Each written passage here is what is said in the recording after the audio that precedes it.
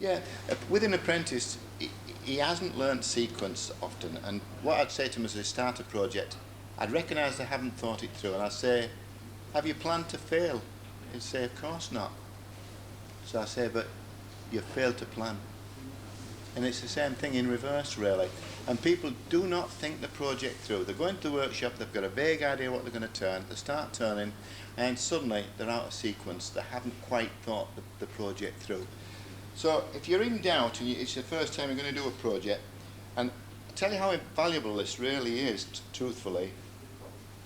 Many of you know Bill Jones, master turner, lovely guy Bill. Bill's a personal friend of mine. And I was at a particular demonstration with Bill, and Bill was making a complex little item, and what I liked was his candour, his absolute honesty on what was happening. It was a complex, but he kept looking underneath the bench.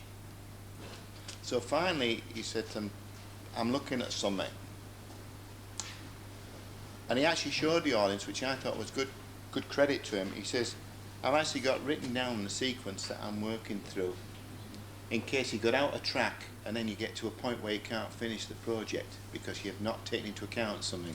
It's like this little box. We'll make one of these this morning. These little secret boxes. It's ever so critical because every part is interrelated. I'll pass this round. Each part is critical to its neighbour, and if it doesn't work at one sequence, you can get out a sequence where you can't complete the job. The first one I ever made of these, I actually wrote down the sequences that I was actually going to do to the final completion, because suddenly you can be halfway through and think, oh no, and it's too late to go back. But if you've plotted out your sequences, in other words, done your preparation, your planning, a job becomes halfway done. It really is this. I mean, how many of you tradesmen here? Different occupations, it doesn't matter. See, quite a few tradesmen. What occupations, guys? Sorry? Electrician. Well, your consequences of not planning can be quite disastrous, can't they? You know, not switching electricity off as a particular, just a stupid example, but how easy it is to forget something simple like that. But write down your sequences, and a little project like that becomes quite simple to do. And we'll show you how we work through sequences like that. What I'm actually going to do here, first of all, we need to get our piece down to round. We need to make our provision for chucking systems. And if anybody's got any questions as we work, don't be frightened to ask. Oh, I think we'll just get a bit higher speed.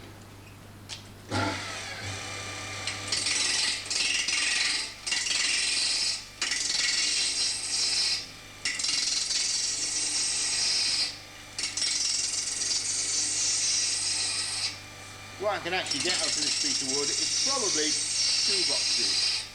So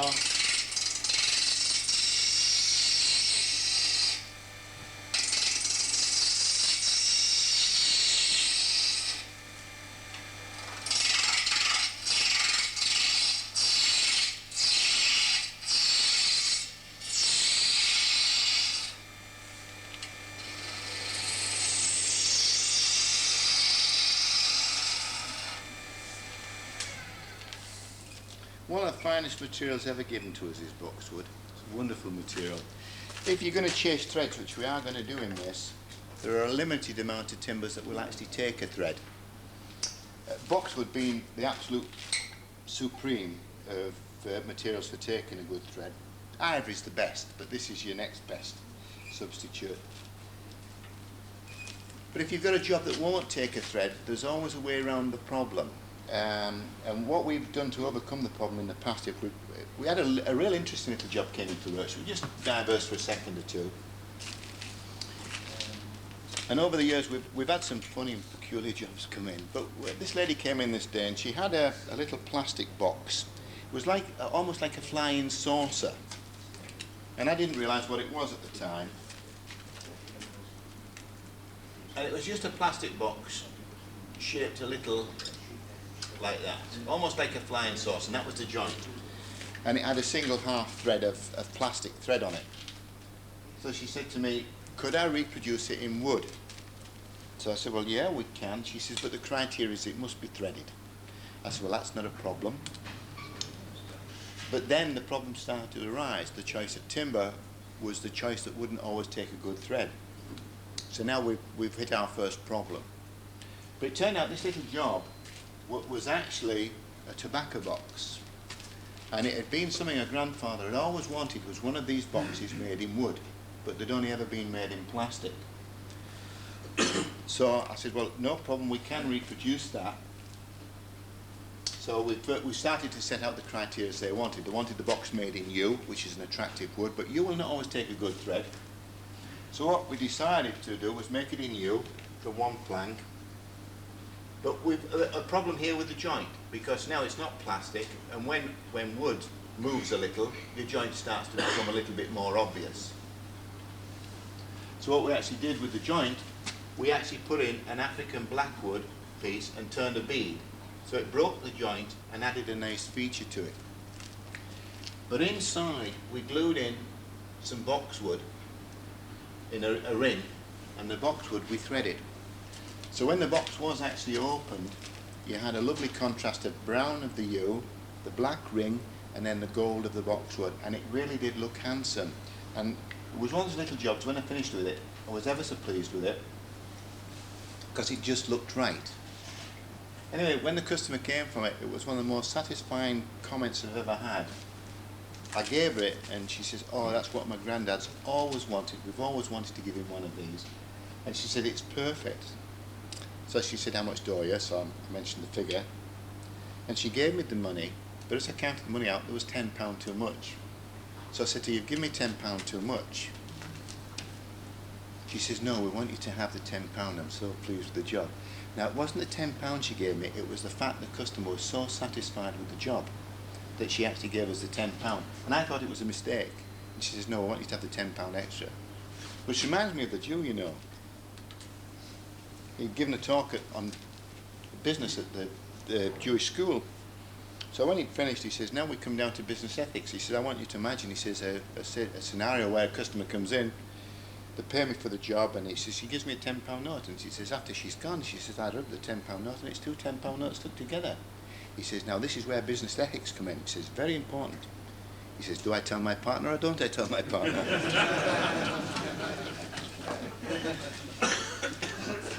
What we've got is we're down to round now, so we need our chucking sequences. Using a saw be 3/8 big and parties. Actually, it must be great for you having this on the doorstep, guys, is it?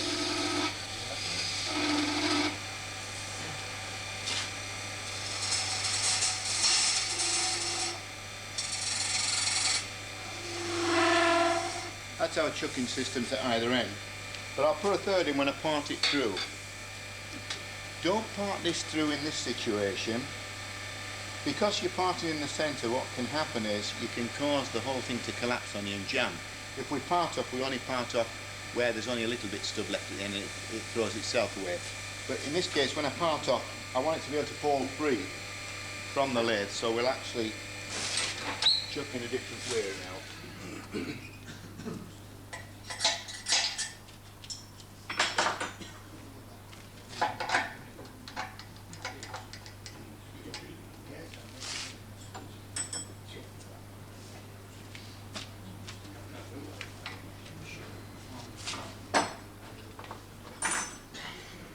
Quite familiar with these chucks, so I'll have to see what, that's the way it goes. Yeah, okay.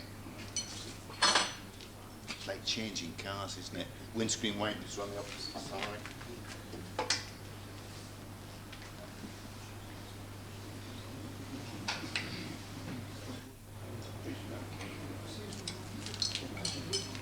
Now I can part this off with relative safety, because when it parts off, there's nothing to trap it with the tailstock end, so it's free.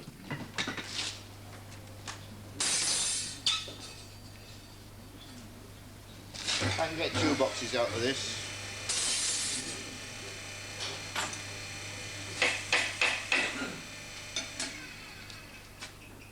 There's not running any truth there. I'll soon put that right.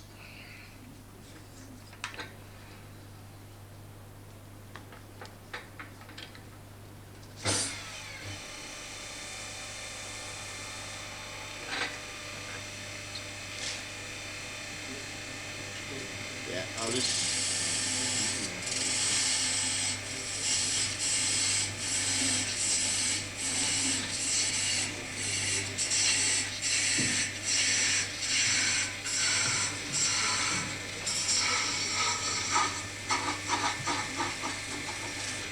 See, it can just drop off with comparative safety. The only time we part off between centres is when we part off at the very end, because then it can fall free from the lathe. But if you try to part that off in its centre, trap between there, it would just collapse on you and it jam the tool in and create all sorts of interesting side effects. Is that just an old saw blade? It's the Yorkshire upbringing. It's a hacksaw blade. I reckon I can get 999 years out of this and I intend using it all. Oh, don't do that to me. It's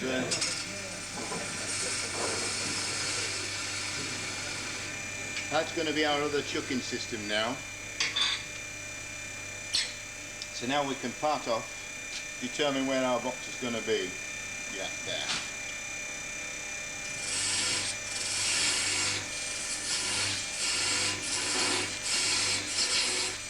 Even with this, you must clear the cut.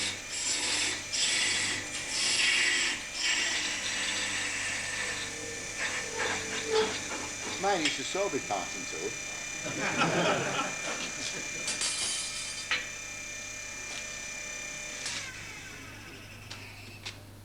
Where people get things wrong, they often start the project and they try to finish one area of the job at the same time. In other words, they try to develop a curve till it looks right. Don't. Treat any turning the same as an artist treats a canvas. This is our canvas. But what does an artist do when he puts a picture onto the canvas to make sure it's balanced? Does he draw in the farmhouse and then put the details of the brickwork and then build a picture around it? What does he do? He plans, but what else does he do once he's done his plan and he starts his first plan? Yeah, he gets a rough sketch to make sure that it's going to fit the canvas and is balanced. What we're going to do is rough sketch here. We're not aiming for shape, and it often looks like a turner's moving from one area to another, but in actual fact there's a sequence to it. He's getting his overall shape on the canvas and then he's building round that, the picture around it. But don't try and develop a curve and finish it, because the curve can look right until the rest of the picture's put in. Get your rough shapes and then we'll develop it from there. At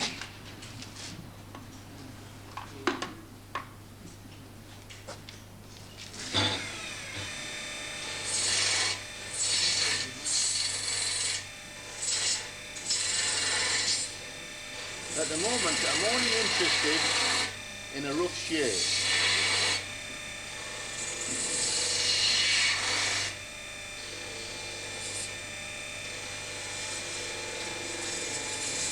And in turning, always treat the tool like you would a pencil.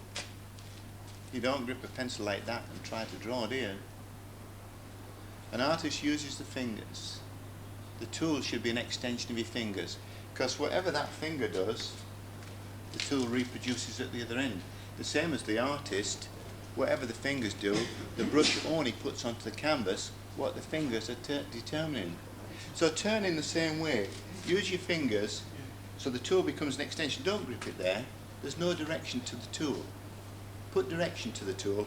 It's the same as if I ask somebody to give me directions, they'll use the index finger and say it's that direction. They don't clench their fist and go it's there. They give you direction. Give the tool direction as well. And by putting the tool into the hand, the tool will follow whatever shape. I've just roughly performed the outside. We're going to hollow it out now. Now when we hollow out, this is going to be undercut underneath here as well. There are several ways we can hollow an object out. Most of you will be familiar with that unusual snatch you get to the left. But there are several ways, and we'll discuss them for you. I'm just going to take the speed up the lathe in a second.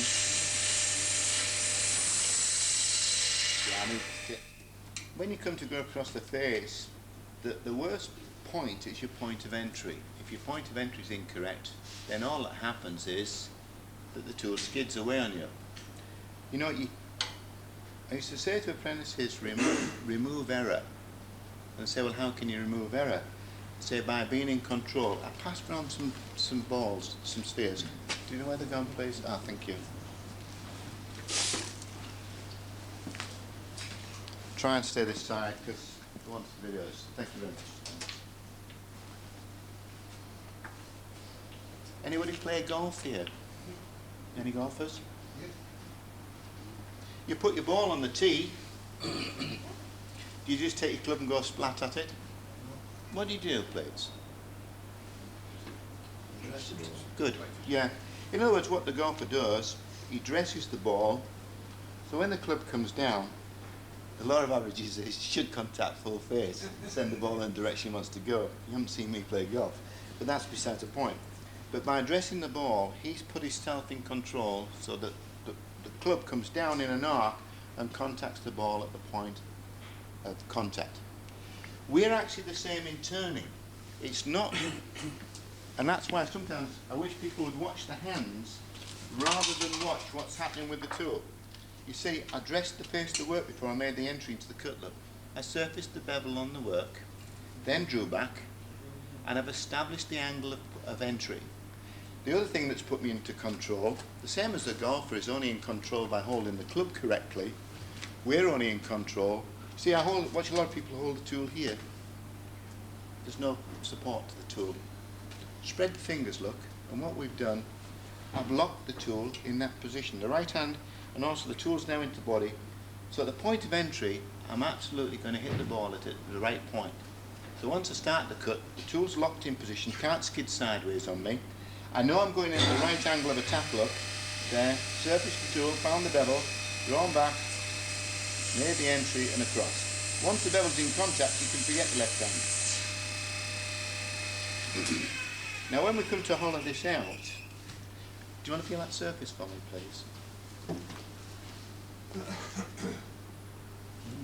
If your bevel's in contact, it'll polish the work at the point of cut for you. But it also gives you the control that you require. Now when we come to hollow out, there are 2 or 3 ways we can actually use a gouge. We can actually come in from the left and work down to the centre. We can go from the centre up out towards 2 o'clock or anywhere between 2 and 12, dropping the tool up here. That's an interesting if you get that wrong. It's called an adrenaline rush.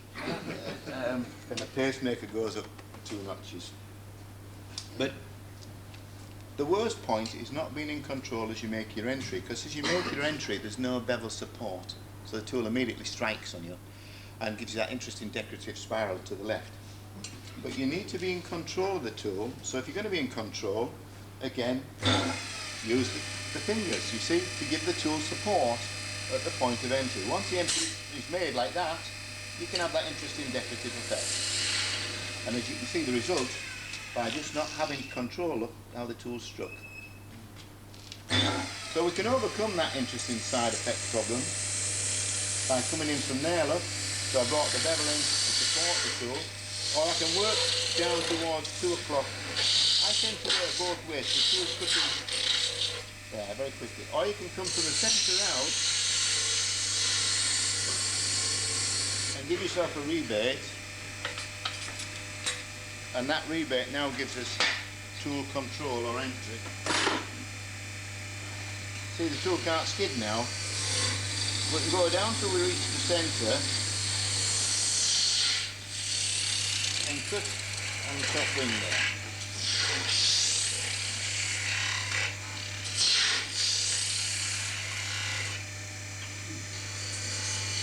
I'm undercutting now.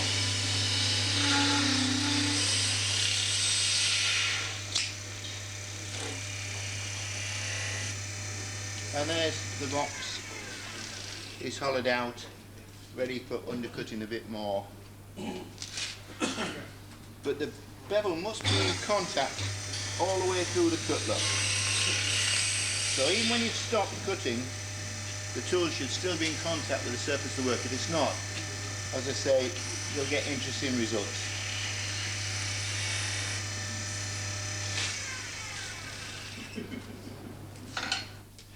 Round side cut, just to get me to undercut around this area here, because there's a limit to how far the gouge will actually go.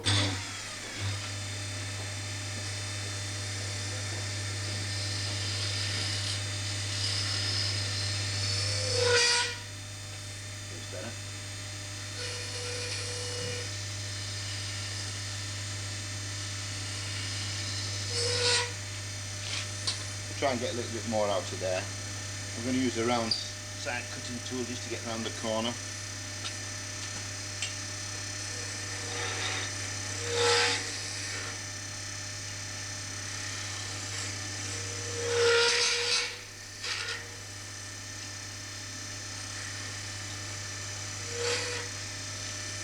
That's better.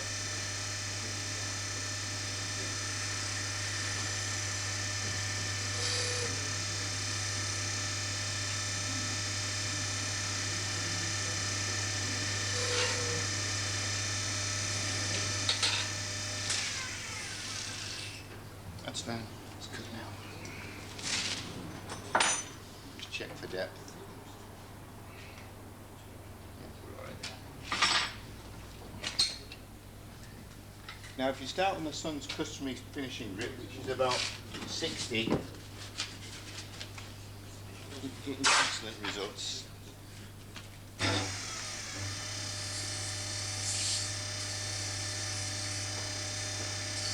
Still see a tool mark there. Don't try and sand it out. I can just see it. That's good.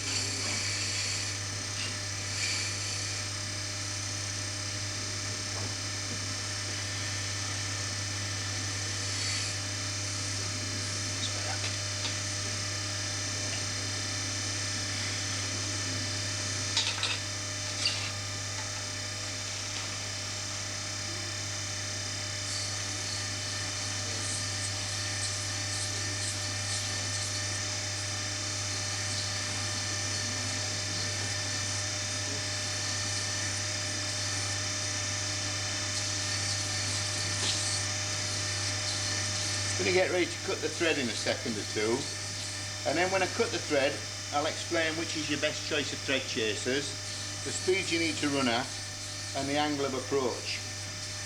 What I am pleased to see, in recent years thread chasing's made a comeback. It had almost disappeared completely. I only knew of one other turner that was actually chasing threads, and that was Bill Jones. Bill's the best thread chaser I've ever seen in my life. I've never seen anybody better at it than him. Really master at it. But it had almost disappeared. And I am pleased it's made a comeback. What I am pleased at is that companies have taken on board making chasers again, like Sorby, and Sorby have actually produced an excellent range of chasers, and that's not because I'm here. I'm not trying to promote their tools, but the reason that I like them is they've taken on board the things that are required by a wood turner for thread chasing. And Phil Proctor's pioneered it till you've got it absolutely right, good set of chasers. There's been lots of chasers come on the market in recent years, but not everybody has taken into consideration what's required by the wood turner for chasing threads. I used to use it by a company called JH Lines because they were the last people making them in Sheffield, or making them on a production basis. And JH Lines make lovely chasing tools, but they're £60 a pair. So it's expensive if you're going to go that route for your first time. Your other source was buying second hand. There we are, that's fine, it's done. Was buying second hand, but Sorby have come up with an excellent range at a very reasonable price.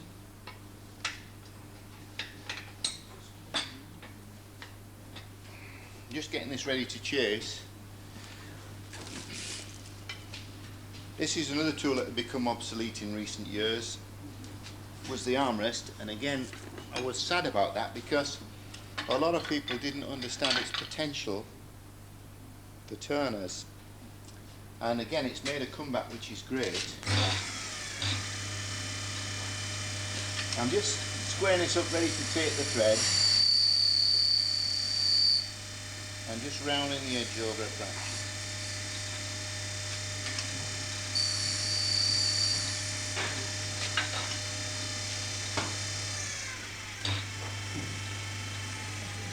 I'm not used to the speed on this lathe, so I'm just feeling for the... If we can have dead silence please while I count.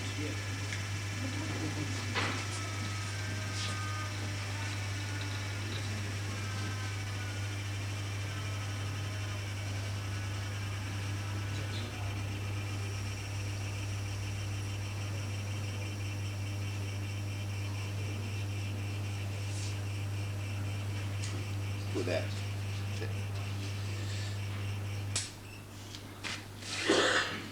We're going to chase the internal thread first.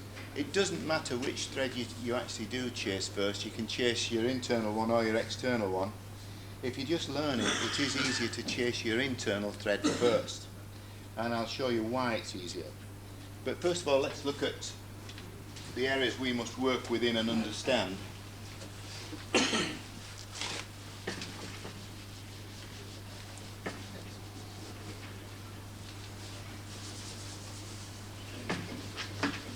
well, it's a permanent marker.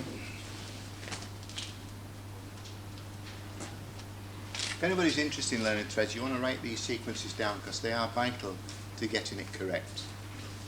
Do we have a wet cloth at all, please, Tony? Thank you.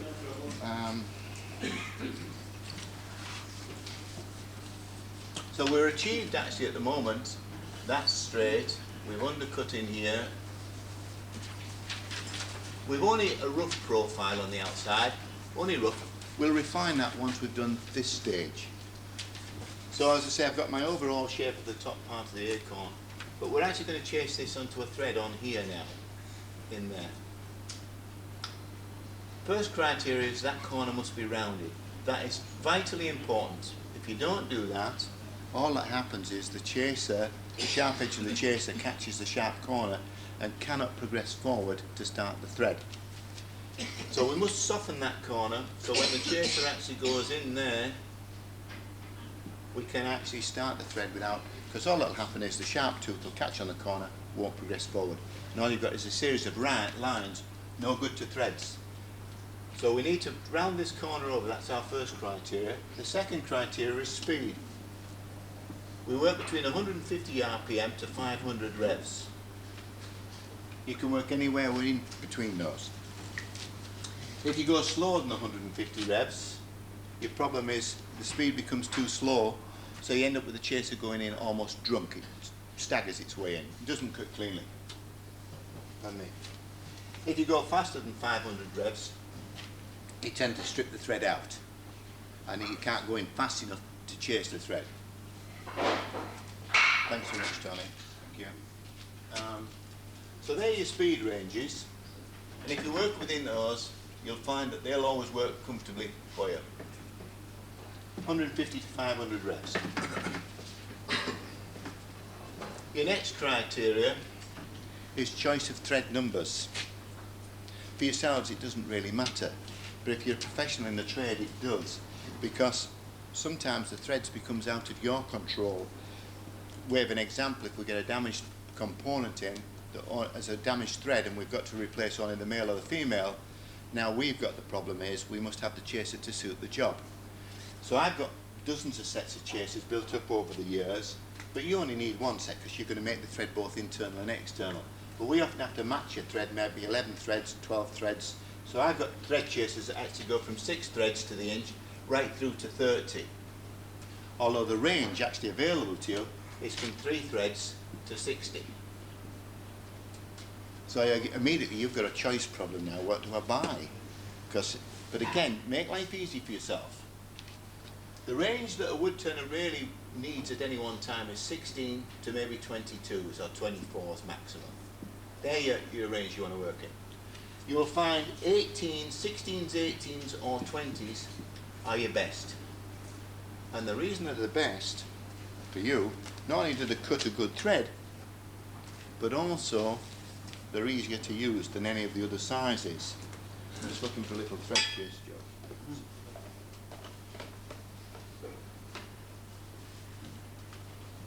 They're 20 threads to the inch on that little nut and bolt there.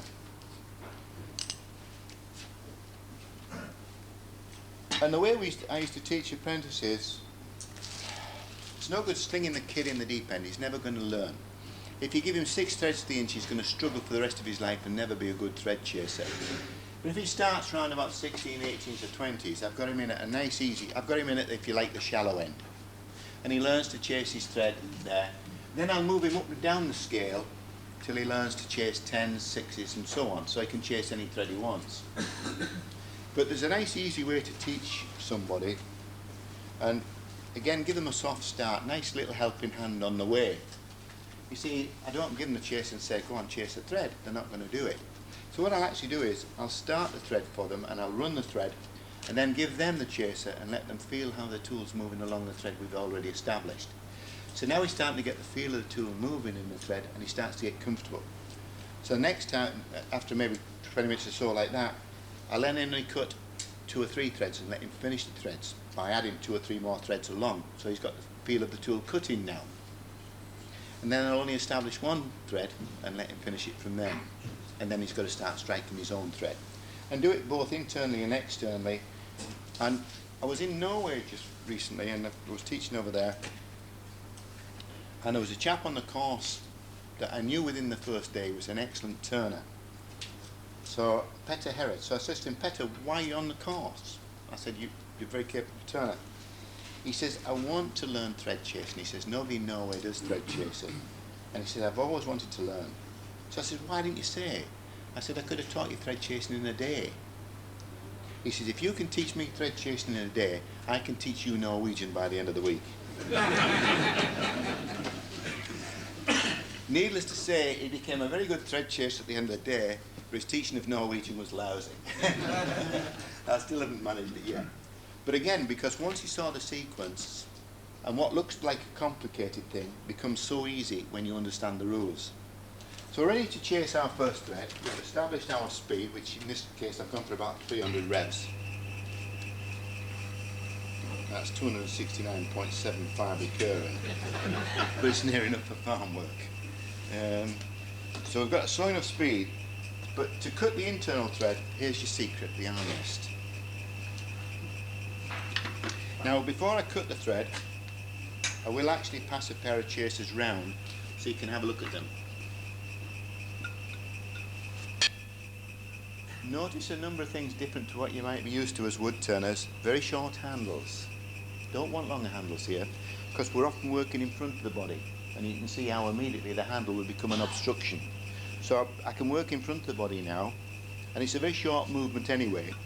These are 16 threads to the inch. You can see they've been well sharpened and well used. This is a favourite pair of mine, treasured pair. They're a real old pair, and they're almost on the last legs now. Please don't, as you handle them, don't try and fit them together to see if the threads fit. Take my word to do, because you'll damage the threads. And that's a match pair. It's your internal one, it's your external one. But the reason, and it was interesting, when Sorby developed the thread chasers, Phil's here, I know Phil's at the back there. Phil's a superb engineer, and he's chased more threads probably than I've ever done. But it was interesting, he couldn't understand the principle of the armrest. But when I showed him where the armrest fitted in for a wood turner, he'd always said he wouldn't produce one, didn't you? But after trying the armrest, he says, I now see why you use it. And that's the secret. You must understand why we use this. You see, when I chase the internal thread, if I work over the rest, which you can do, what happens is the further the chaser works over the rest, the less I'm in control. Because it's hard to keep the chaser onto the thread. So what it does, it takes its least line of resistance and comes off the thread. Plus, the further I go, the more chances of it canting. But not with the armrest. I just pull the armrest towards me and the chaser stays in the position I want it to go. The real secret is wax your rests. Same as a snooker player would actually wax his, polish his, you know, put chalk on the tip. Make sure you have no indentations in the rest. Biggest problem people have got, I keep one rest that's specially for thread chasing. It's polished like glass, so there's nothing can impede the tool's progress as it moves along. And the slightest indentation in your rest, I'll just send off a clip. It's better.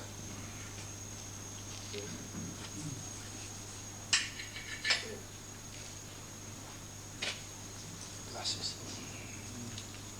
I've set the rest at an angle. Again, these are critically important to understanding what we're doing. You see, I don't go in with the chaser parallel. I want to establish the chase. We'll enlarge it a little on the board for you so you can see what's happening.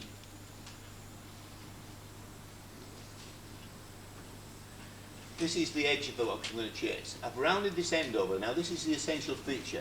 You can see immediately what would happen if I took that chaser in there without that corner being rounded. All the tooth would do is bottom on the sharp edge and wouldn't progress forward. So we've given ourselves a soft start so the chaser can run up the hill and start the chase. We're chasing at an angle, so now you can see why I brought the rest back to allow the chaser access to make the entry. The first touch is so gentle and so light that the chaser only just puts a hairline in the work. But I must go back into that hairline every time, first time. And then we start to run the thread on a taper until the thread is run all the way through, tapered. I still do not cut with this tooth until the thread is run all the way through. Once the thread is run all the way through, I can start bringing the chaser in square and running through, and the lead tooth can cut as well. But the lead tooth cannot cut until the full thread is run. And if you think about it logically, why? Take a gramophone record, you put your needle on, and it follows the groove until it reaches the end of the track. What happens when it reaches the end of the track? Well, it doesn't go anywhere. Clickety-click, clickety-click. Because it can't progress beyond, there's no groove to follow. It's the same with this.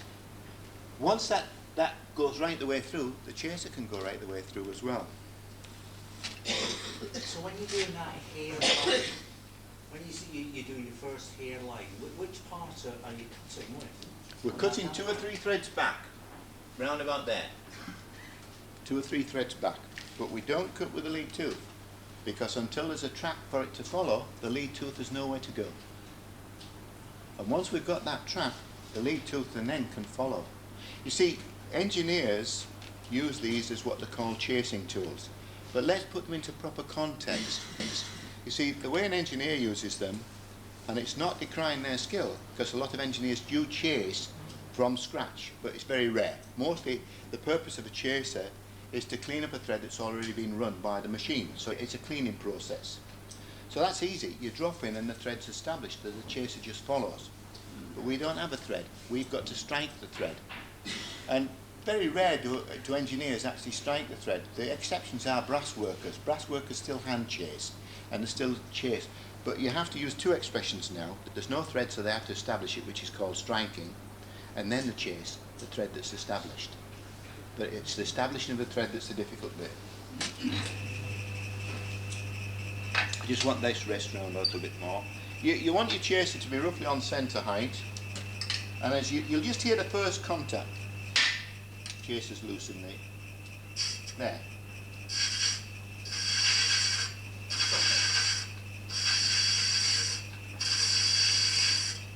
Just want to speed up a fraction, just not quite. Got the speed right. That's better. Yeah.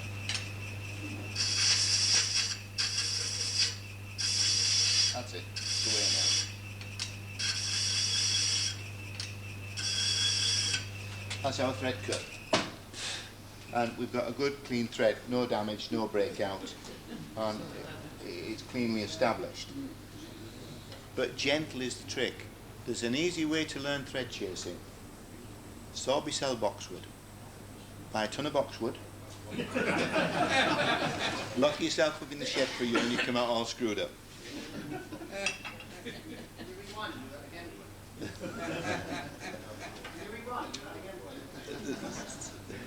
Rewind. But the real secret is practice. And one of the reasons I think I enjoy thread chasing, and this is, I make no secret of this, I found it very difficult to master. Very difficult.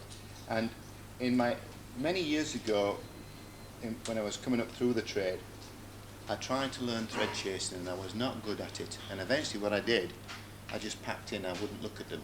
And I put the chasers away, I couldn't master it. And it was years later I went back to the thread chasing. And I'd learnt something else in the meantime that I hadn't recognised when I first tried to learn. And thread chasing came naturally all those years later. And it came naturally for a reason I hadn't really appreciated. When I first tried to learn, I tried to be the master before I was the apprentice. I wanted to be the governor and I wanted to do everything. And the trouble was, I wasn't really ready. I hadn't learned feel, that wonderful thing that comes with just constant practice.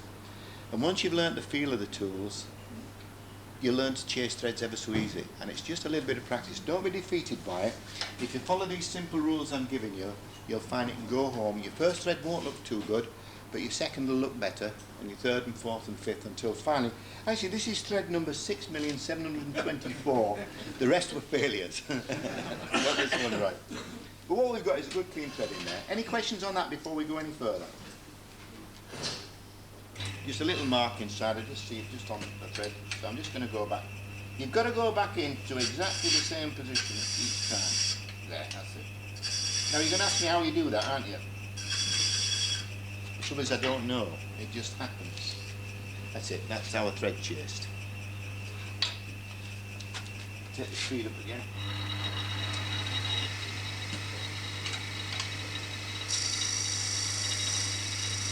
I've just undercut the box, just a little.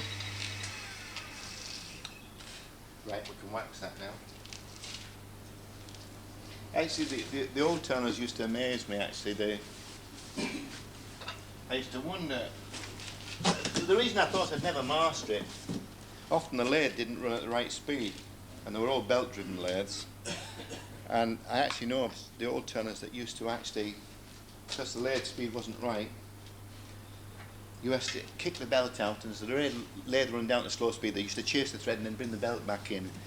And you used to, and that was why I never wanted to learn.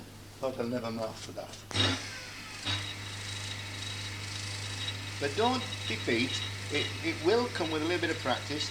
And again, often when I get people come to me and say I can't chase threads, it's often ever so easy to identify why they can't. When I look at the chasers, they've selected the wrong chasers, they've gone too coarse, so they've given themselves a problem to start with. And often, you really look at the problems they've created for themselves is lack of knowledge of what chasers to select. And they've gone for a 10, and they're trying to chase 10 threads to the inch, and it's almost impossible. Right, we've got the top of our box done now. Have you just flattened the curve off? No, what I actually did, I undercut this edge here. So when the box goes up, it'll sit absolutely tight. The joint will not be discernible, or at least it shouldn't be. We'll just shape a little bit more of the lid now, while I've got the chance on there.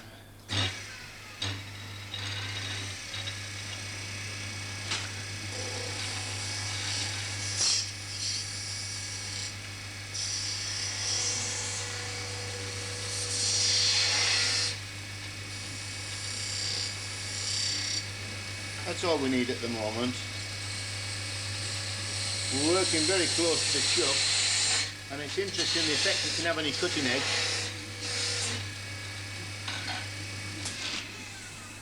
That'll do us there. And now we'll chase the thread. Just while we're doing this, I don't know, oh, did I pass a nut and bolt round, did I? Yeah. I made this one. So there's a little secret box, the nut and bolt that's going round, by the way. But I made this one and I passed it round, and the guy in the audience says, "Isn't it supposed to be a hexagon bolt?" I said, "Yeah." He said, "Well, why have you made it an octagon?" And I realised I had, yeah. Interesting enough, the facets are all done on the lathe. The nut and bolt that's going round, everything was done on the lathe, including the flaps. And there's a lovely, I watch people cut hexagons in all, sorry, I'm getting this side of the mic, and I know the guy wants to do the side. When you've got octagons or hexagons or whatever you want to cut, people go about it a long way round. They try to cut it on a saw, try to plane it, there's all sorts of ways. We have the animal, and it's the lathe, and you can cut. Do you remember the lovely old octagon Preston handles we used to have? The way we used to do them, I mean now they've got these automatic lathes, but I've still got it at home, a box that fits on my lathe. It's just like a box, two sides, surrounds the work, put the router on top, lock the lathe in position and run a flat along the top. And then just move it round how many divisions you want, whether you want octagon or hexagon or whatever you want, and just run it round and you'll get the perfect octagon or a hexagon just on the lathe. But use the lathe, don't try and use bring another tool in. The lathe's the ultimate tool for working this kind of thing.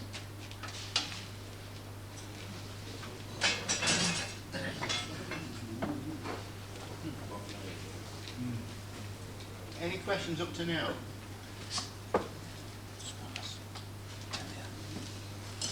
Yeah, I've got a lathe, it's got about 6 different speeds on it, but I think I might be struggling to get down as low as 500.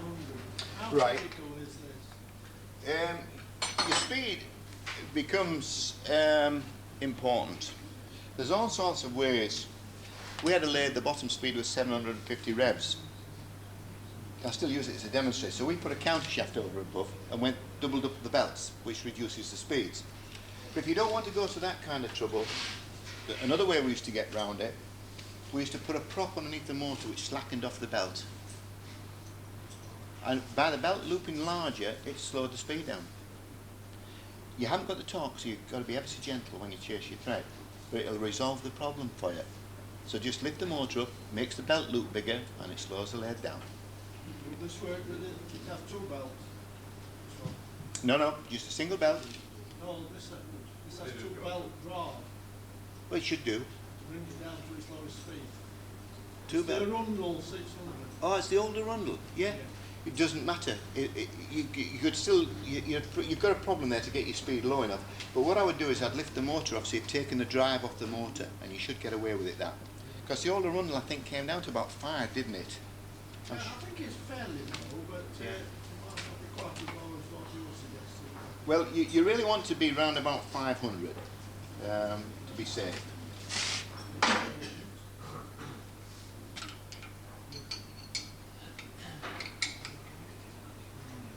Right, now to fit our 2 threads together, you don't need to measure. Sorry about this, Phil.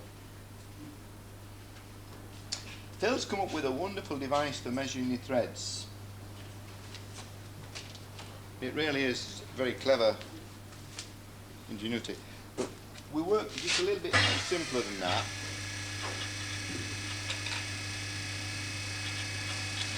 I'm going to put it on the board once I've got it ready. We're going to go down till this fits, a spigot fits inside the thread.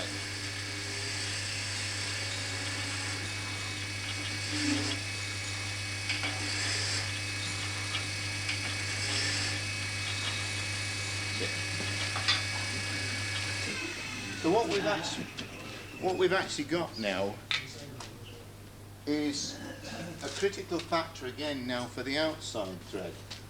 What we've actually got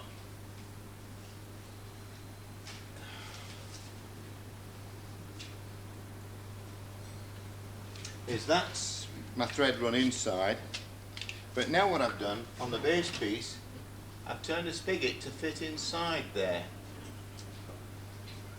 So now all I need to do is leave enough wood on to chase a thread here. So when I chase the thread now on here, till the chaser leaves a little mark on there, the 2 threads have to come together. And that's why it's much more economical for you to go this route by leaving a spigot and doing your internal thread first. It's a much easier route. Unfortunately, as I say, we often have to work in reverse. If we've just got 1 thread to replace or repair, then obviously we might not have the choice of going this route. The choice, you see, what dictates your route for you is the road. You know, we came this morning from Buxton, and there was a diversion.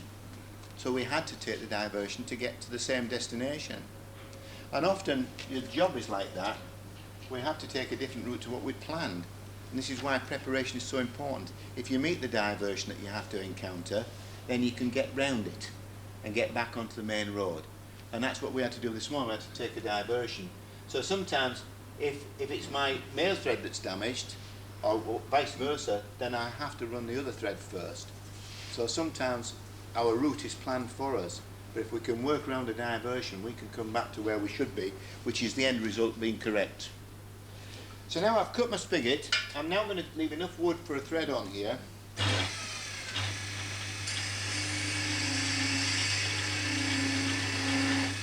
What I suggest with yourselves is leave a little bit extra wood on. Don't go for a one-shot fit. Then if you blow your thread, it doesn't matter. You can have another go. I've cut down, but I'm now going to introduce one of my favourite tools. It's not used a great deal today, although it is starting to get used a little bit more, which is the point tool. Still one of my favourite tools. It's the ultimate tool for detail work. I'm actually going to cut a groove in here, there, and that groove is ever so important. We didn't put a groove in here because we didn't need it, because I'm working into an empty chasm or a cave. But if I'm working against a shoulder, I must give myself a groove, and the purpose of that groove is ever so important.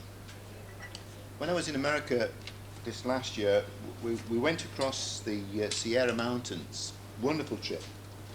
Unfortunately, we did it in the dark, so I didn't get the opportunity to see the beauty that I would have liked to have seen. But as we went down some of these enormously steep mountains, I saw a little sign periodically. It said runaway truck lane. And we call it an escape lane in the UK. So if a truck's brakes fail, it has an avenue of escape by going into this runaway truck lane, and it's sand and gravel, which slows the truck up instead of driving on at high speed and going into a town or maybe going over the side of the mountain. It was an escape lane. So allow the truck to come to a safe stop. This is our escape lane, because we must be able to bring the chaser off before we strike the shoulder, because if we strike the shoulder you lose your thread.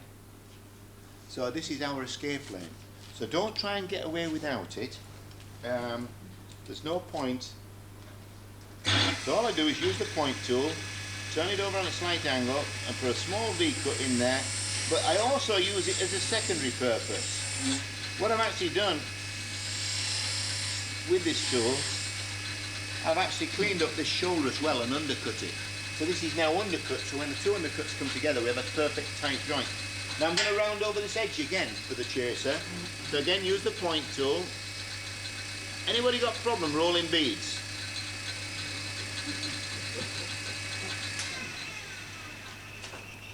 This is a user-friendly ultimate tool. You ever tried to roll a bead 1/32? Perfect. This tool will do it for you without any effort at all. Watch. This is the only tool in the planet that I know will actually do this.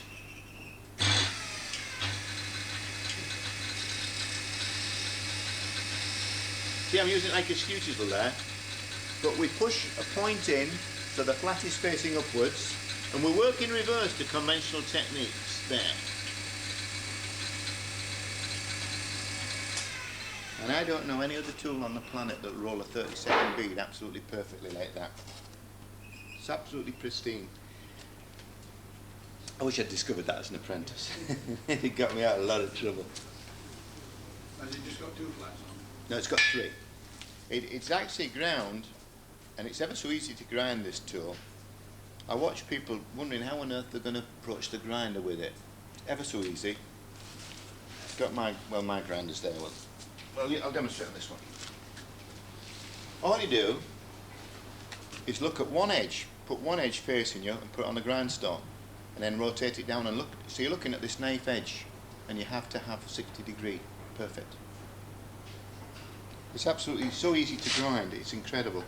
But now we'll come to chasing our external thread here. Well, I'll tell you what, we'll do two threads so you can actually see what's going to happen. I'll have to take that bead out. The reason I'm going to do two threads, I'm going to show you a couple of options. You see, I'm using it like a skew chisel there now. There's my takeoff point. But I'm going to chase two threads now. I should have taken notice of the switch I had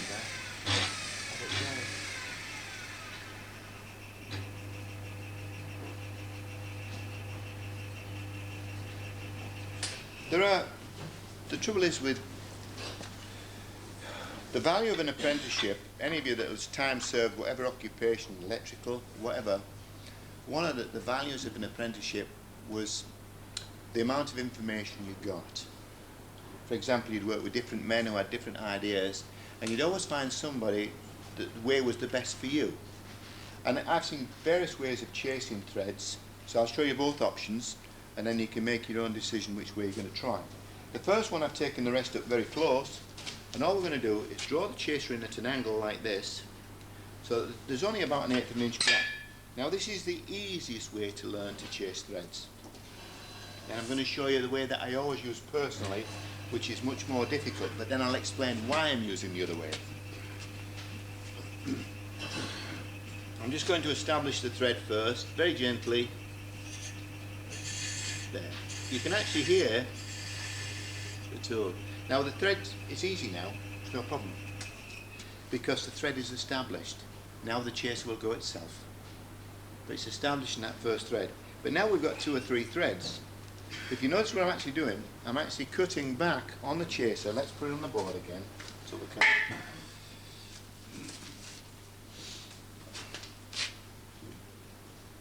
I'll reverse it. We're actually chasing at an angle here. And again, I'm not cutting with the lead tooth, I'm cutting about there. And I'm establishing 2 or 3 threads, and each time I'm going along and adding 1 more thread, or possibly 2 maximum. So I'm not trying to chase it all in one go. I'm adding 2 or 3 threads each time I strike. So I've got 2 or 3 threads to pick up on there now. I'll just go in there and add 1 more thread. Come off again and go back. You can actually see the shadow where, I don't know whether it's picking up on, oh I haven't got the video, where it's actually, the shadow is from the 2 threads back.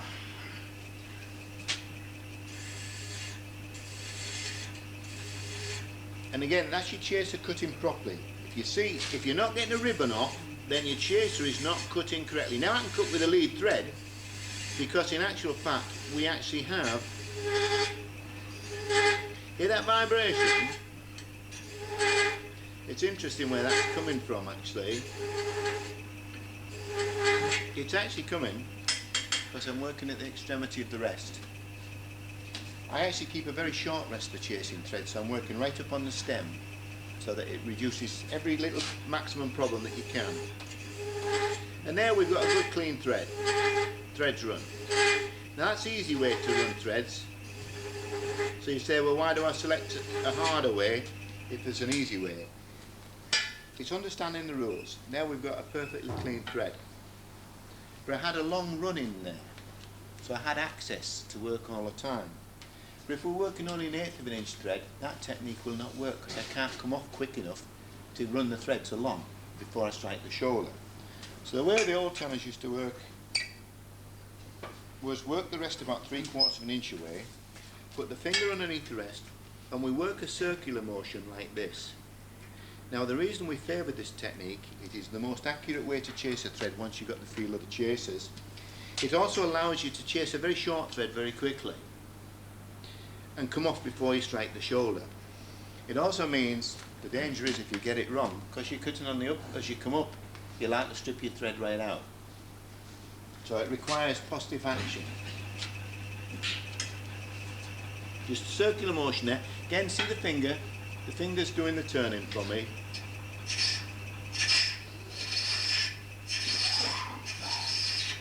Thread's running now. That's it. This allows you to run a very short thread of 1/8 of an inch or so, which would be impossible the other way. So you can see the reasoning behind the old turner's way of working. If you're working ivory, the boss didn't give you 2 or 3 inches extra. He'd leave you enough for a thread. In fact, the Japanese were so good at thread chasing, they would actually chase only 1/2 thread with a single point tool. Just a quick strike, and they'd just run a 1/2 thread and a 1/2 thread on the other piece, just enough to lock the ivory piece together. Very skilled, very clever. Now I've moved my rest up closer, and I'm chasing along gently now. And I'm reaching off just before I strike the shoulder, just by dropping the tool out and hooking away. The interesting enough, tool design has changed in recent years, and if you buy old chasers, you will frequently purchase what they call a fishtail. They were a great chaser, the fishtail. You can see the reason they're called a fishtail.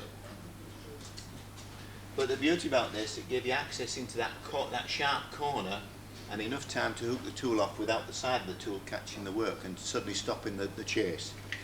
I've got loads of the old fishtail chasers. There really are excellent ones. But as I say, they're no longer made now. I haven't seen those for a long time, except in the older ones. Now, our threads run. It's a very clean thread. I'm quite happy with it. I've got the first hint of a line appearing on my spigot. So now we can just try. Right, she's just on there now. So now what we'll do, I know I've got fullness to the thread. I've reached the full depth of the thread. Here's another secret. Do not continue with the chaser from this point on, because I've reached the bottom of the thread. If I use the chaser from this point on, we'll strip the thread out. So I must take the crown of the tooth off.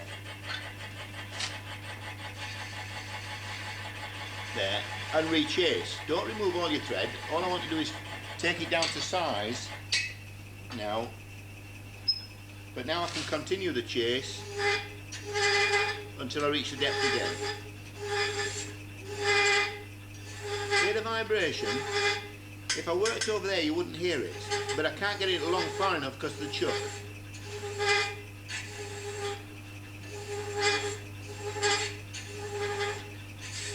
I am pleased that so many people are starting to get into thread chasing, because it was almost gone. Alright, she's there now, just need to ease that down. It was almost gone.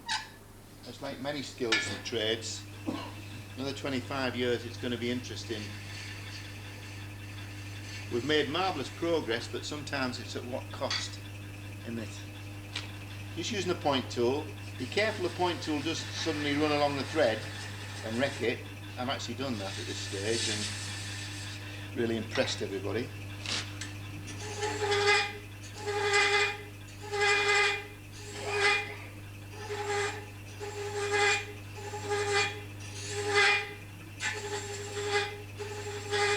Right, we should be there now.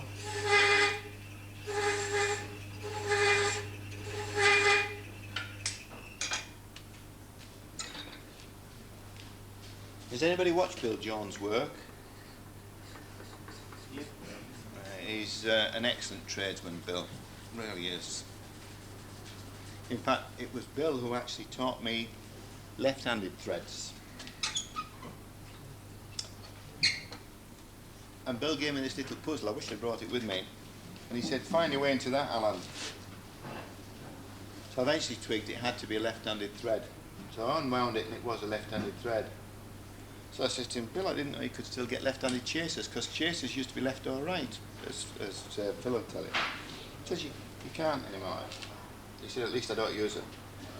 So I said, well, how do you chase a left-handed thread with a right-handed chaser? He says, quite simply. He said, just draw the tool backwards. So I said, that's impossible. He said, I know, but it works. And it does, it works. Yeah, I've got a left-handed job in there. And I thought, dear me, all the years in the trade, and you know, you learn something new. And I think that's why it's so important. I'm just taking note where that speed is, that's it. It's so important you don't become like a horse with blinkers, you know.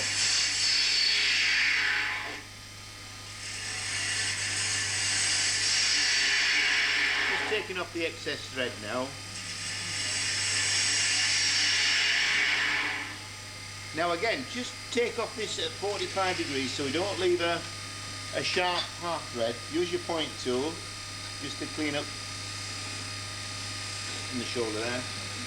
And now we'll try for a bit, see what we like. Good clean thread there. Ah, she's still a hair tight, that, just a hair.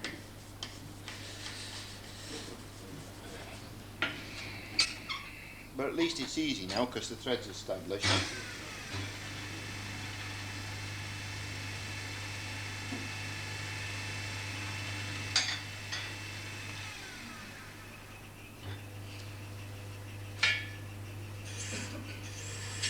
Yeah, since I've come to this, I've finally achieved the ultimate goal of life, retiring, you know. My old boss used to say to me, why do you only work 4 days a week, Alan? I said, because I can't manage on 3. But it's wonderful, this retirement business. There we are, that's our thread fitted now. It's just different. And now it's wonderful not even working 3 days a week. fact, I think wood turning could even become a pleasure now. No, joking apart, it's been a nice trade, but I wouldn't continue it as a hobby. It's been good fun.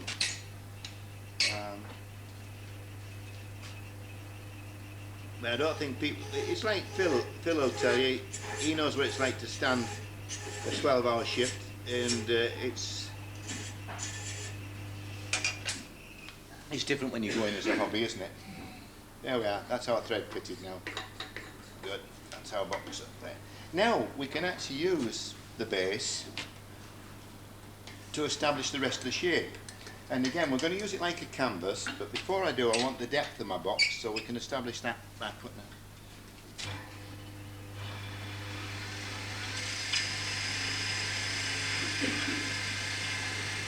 That's fine.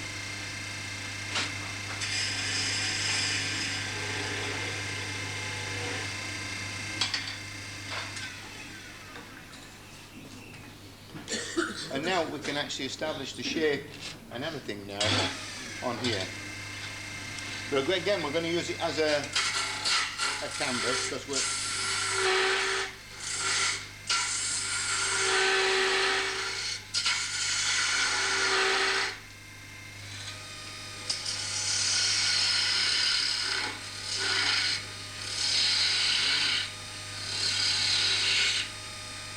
I think you've had Keith Rowley here, haven't you? Oh, it's next week, is it? I thought he'd been. Yeah, he's a lovely guy, Keith. I'm very fond of Keith. Keith always used to stay with us when he came up north. Very good turner, actually. I've told him if he sticks with it, he'll get really good. No, he's a lovely guy, Keith. We've got on well over the years.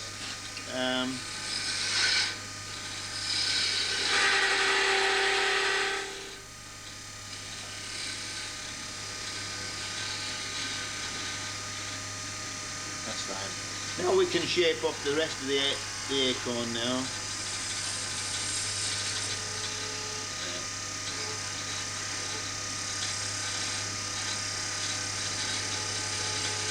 Don't forget you've got a hollow in there.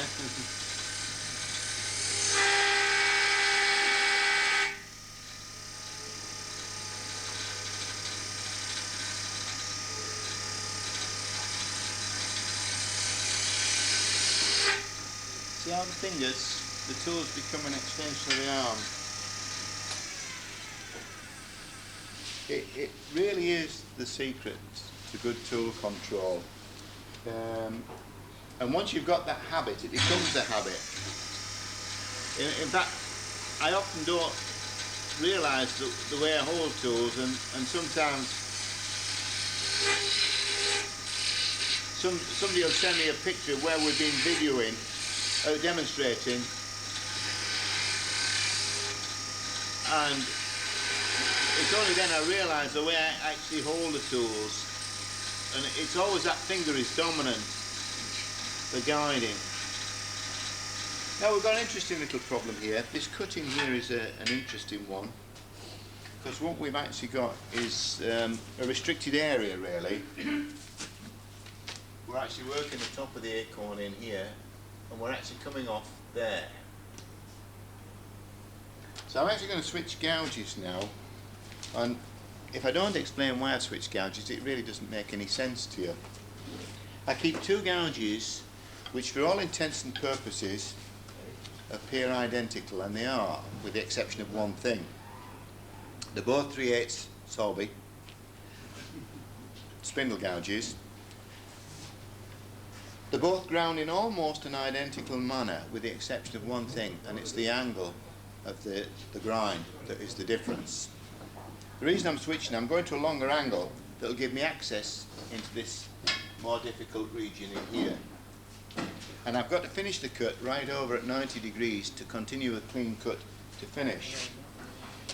In actual fact, people often have problems with angles of tools.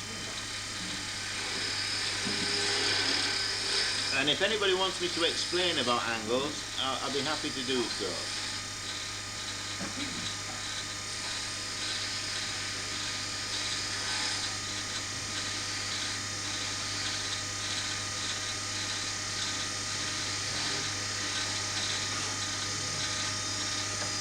And now I can use the longer grind to get down into an almost forbidden area there where the tool wouldn't normally go. But where normally you'd actually finish on the tool on its back there, I can't because of the complex cutting situation we're involved in. So I don't scoop onto its back like we would normally. I finish with the gouge right on its side, so it's cutting right on the wing into the corner. But just while we're on about, that's got it, a little bit flat spot just in there. Again, I'm using the picture now, or the canvas, to show me where to cut.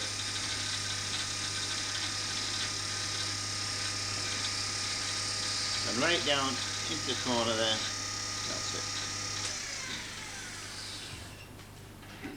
Just going to alter that shape a little, but again, you see the clean finish we're getting on the surface of the wood. Just not quite a smooth curve there.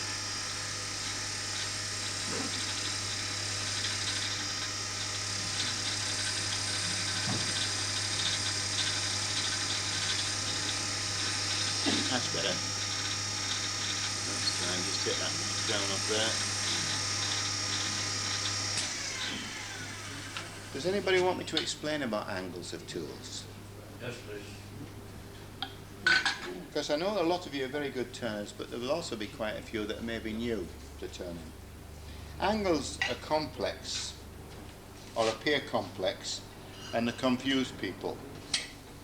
To me, the secret of teaching is to remove confusion. See, a lot of people say, well, why have you got two different angles? Well, it's ever so simple when you understand the rules.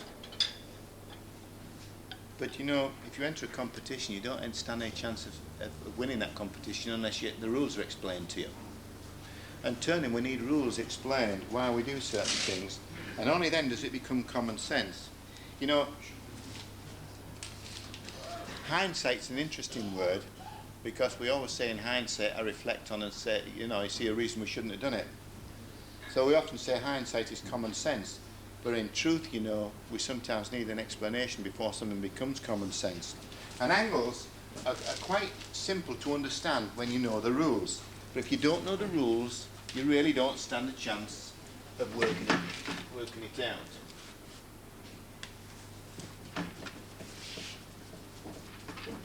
And you see, this applies to a couple of jobs we've done this morning that might not have been obvious why one tool would work better than another. But let's look at the complexity of the problem. When we talk about the angle of a tool, what we're actually talking about is the grinding angle there. Presented that way.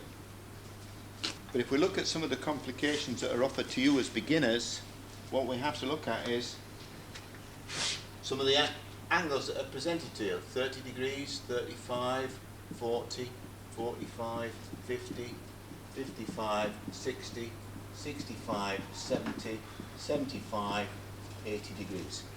Each one of those is a different angle suggested by a different turner for the same tool, the same job. So we really need to understand what to grind at. But the problem is when everybody else is giving you what appears to be confusing information, but there's ever such an easy way to analyse information, but you can only analyse information when you know the route to go. And it's ever so simple.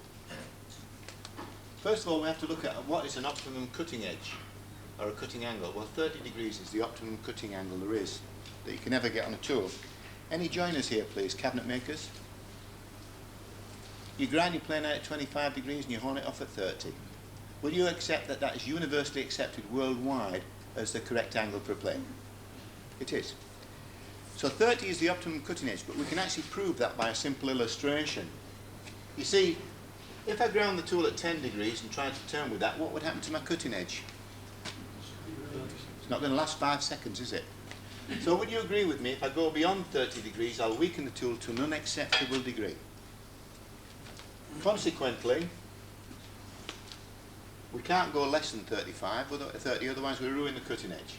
Consequently, if we come to 40 degrees, it can't be as sharp as 30, not possible. And if we come to the ridiculous example of 90, the tool won't cut at all. So 30 is your optimum cutting edge. But it's only the optimum cutting edge in a given situation. It's understanding those situations. It's like driving a car. Most cars have 4 gears. But you wouldn't drive a car at 80 mile an hour in first gear, not unless you're my missus. But would you agree there's an optimum speed range where that car runs at its best, where it neither over-revs nor stalls within a given speed range within the gearing? Well, these are gears in a car.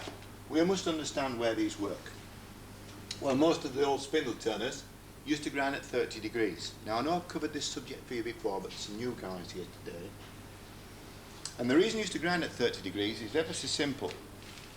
Any cut they did, there's only 3 cuts to master if you're going to learn to turn. This is the beauty about turn, it's so easy. There's only a round, a hollow and a straight line.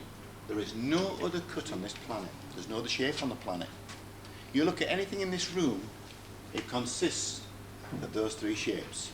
If you look from the goblet to the hat, it's either made up of a round or a hollow or a straight line.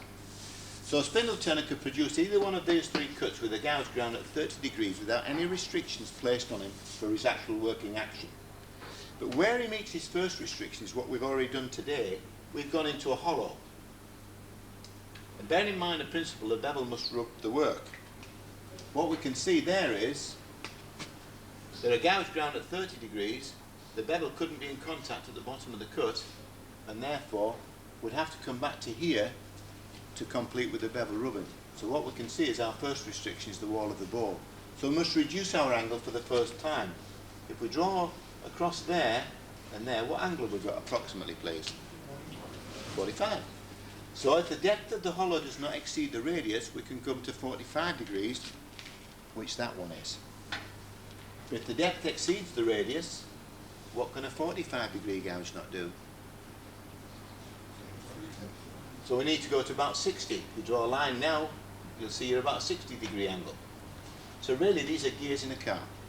So if somebody's going to 80 degrees, where are they going? Ever so deep, aren't they?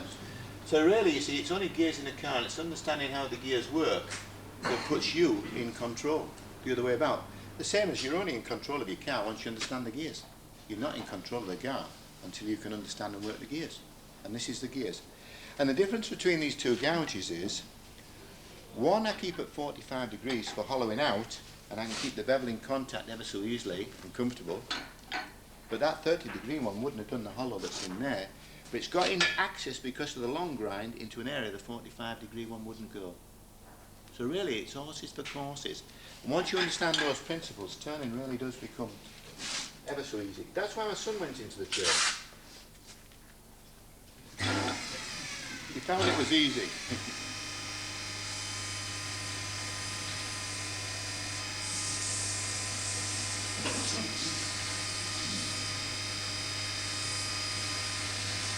Just sanding this now, and then we can finish this up.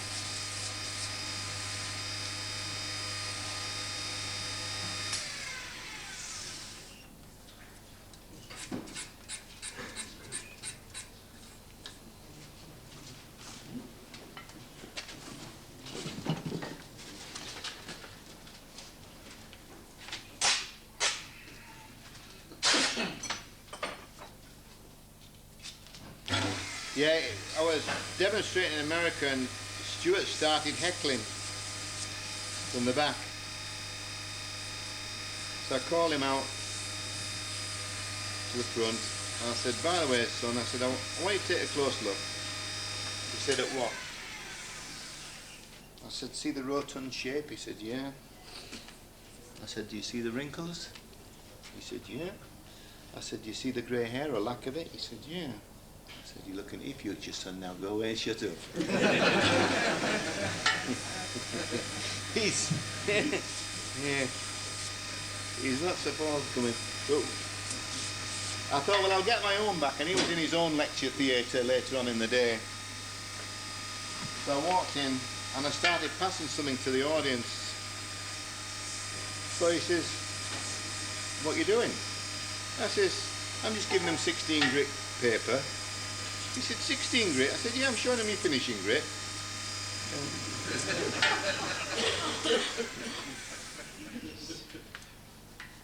That's how top of our box done. So now we shape the rest of it here quickly.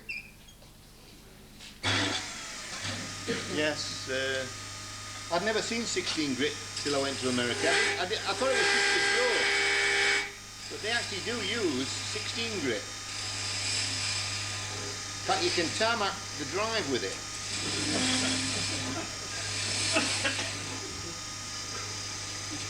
I couldn't believe that he's a bowl turner actually.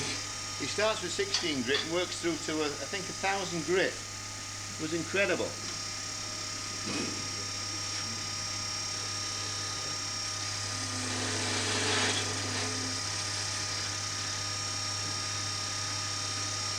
Right, I'm just going to roughly shape the acorn to get the balance here to see what it's looking like.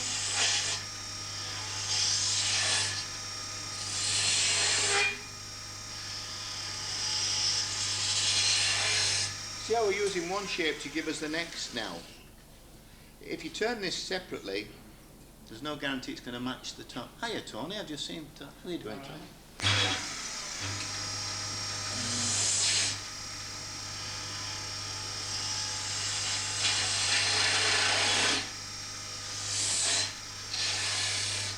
Obviously don't part it right up at this point because we've got a hollow to put into it, or hopefully we have. What brings you here today, Tony? Battle. Let's go battle. Fun? Let's go battle. I'll tell you what, he's a very good turner in his own right, is Tony there. Does some nice work.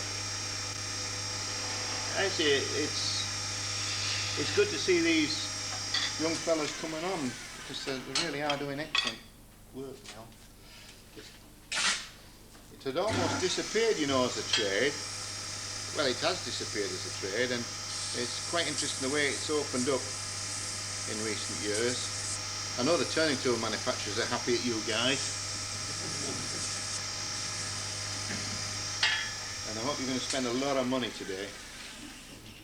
Now we're going to hollow this box out again, but I'm going to use the technique of working up again up to 12 o'clock. Ever so carefully, don't snatch sideways now, because the thread's gone. Can I interrupt you? No, you go ahead. Working in different woods and that, if you make an old, just a plain box with a push-on lid, now when it goes into a different environment, you find that wood changes shapes slightly. Do you find this a problem when you put a thread in the box? No. To be truthful, if this was going to be an exhibition piece, and it's certainly not, I would have actually rough turned this and left it. But a common error why a box does not always fit properly is because the way people cut the lid. That's a common problem. And I'll tell you where most of the problem comes from. It's this. Let's just find a pen, please. I watch a lot of people make the box like that, then they fit the lid on there, and they leave a different wall thickness. The real secret is try to keep the same wall thickness, top and bottom. And that's why we put the checked rebate in, rather than just push it straight in. And what you've done, you've maintained the same wall thickness, and I'll guarantee you that'll help your box. I know what you're talking about, it's a little bit distortion. Yeah, I'm talking about the round pieces going into an oval shape rather than retaining their round shape. They will always go oval. In fact, that's why the chair makers used to turn the chairs from the wet wood, because it's diverse a little, but what happened was as the wood turned oval, it locked every joint up tighter in the spindles. That's why they turned from wet wood.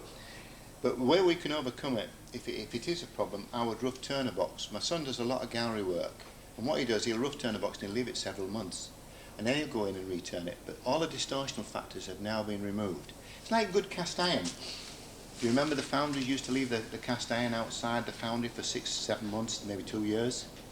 It wasn't because they didn't have space in the factory, it was weathering the casting. So when they brought the casting in and machined it, it was stable, it had become stable. So the thing remains stable, and often what people do is they try, obviously you want to finish your box in the same day. Of course you do. But it's a good little thing to get into the way of doing, say, maybe 2 or 3 boxes, and you just put them to one side, half finished. And a few bowls half finished, and then do them several months later, and you'll be surprised at the difference in the results you'll get. You really will. But it's like everything, everybody wants everything yesterday, don't they? The old turners, my son actually has probably in his workshop, half a ton of boxwood already turned into rough balls. Square balls as well, like these. And he rough turns these, and I'll guarantee you when he's finished they're so stable it's incredible. Now that one's got distortion in it because it was turned straight in the same day. But he'll rough turn those, and then he'll leave them several months, then he'll remount them and turn them. And the stability is quite incredible. But you can't stop distortion if you work it in the same day. The stress is in the timber. We'll discuss that a little bit more as we work. I'm working with a short bevel now on the gouge because the long bevel's no good. And again, I'm going to work from the centre look up towards cutting both ways, look.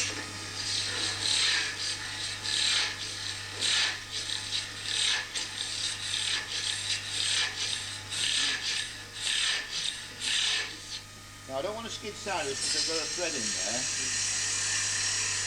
So give yourself a shoulder.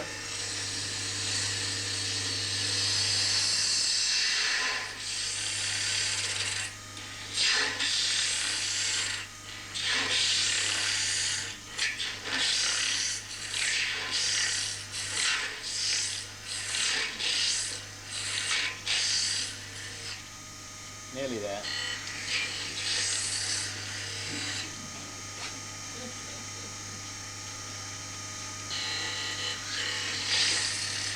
You see how I'm able to maintain contact with the short bevel tool there, and it's interesting, I've actually exceeded the 45 degree, or the depth has exceeded the radius, and with a short bevel tool at 45, because I'm working beyond the centre, we can go much deeper without having to shorten the angle. It's a great way of working that, you see, and get quite deeply working both ways.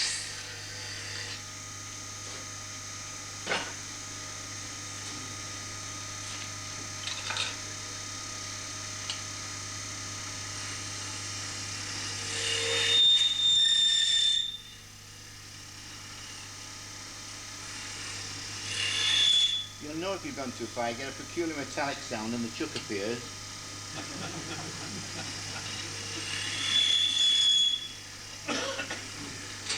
You know, one of the beauties, I've made all the mistakes you're going to make. I remember, you know, cabriolet, Turner doing 150 on the wrong centre. And then trying to finish 150 before the boss found out he'd done 150 on the wrong centre.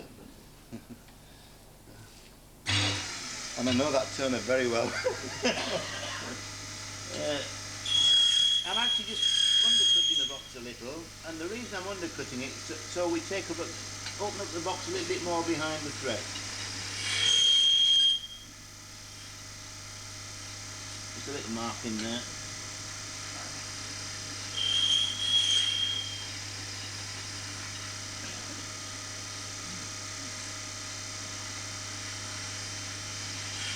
I've been trying to introduce Stuart to farmer's rules, you know, but he doesn't want to know.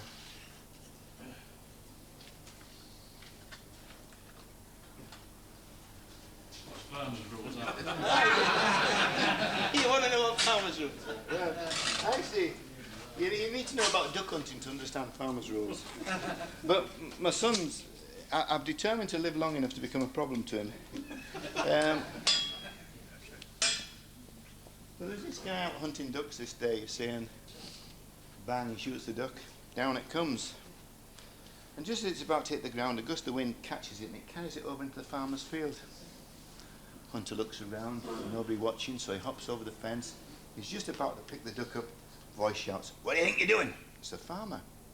Hunter says, "Well, I'm sorry, but get my duck." Wind caught it, blew it into your land. Farmer says, "You ain't taking that duck, it's on my land, it belongs to me." So have a furious round for 15 minutes. Who belongs to the duck? So finally the farmer says to him, "Look, we can settle this ever so easily and quickly."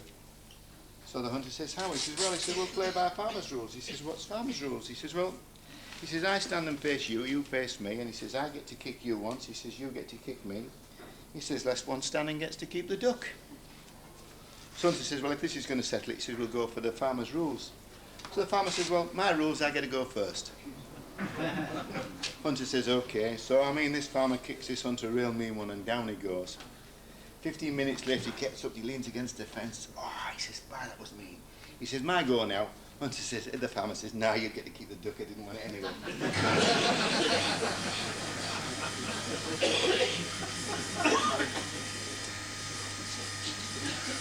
Stuart doesn't want to play farmer's rules, because it's my rules, I got to go first.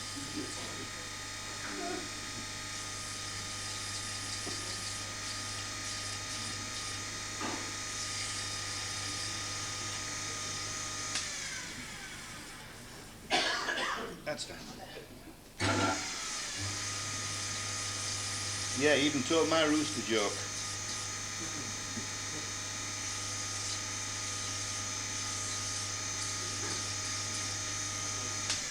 That's fine. Now, we've got our box finished except for the end. So we'll just give that a quick wipe over wax. That's fine. Now, I think Peter wanted to leave some things, didn't you? Where's Peter's? Oh, he's over there. Was he talking?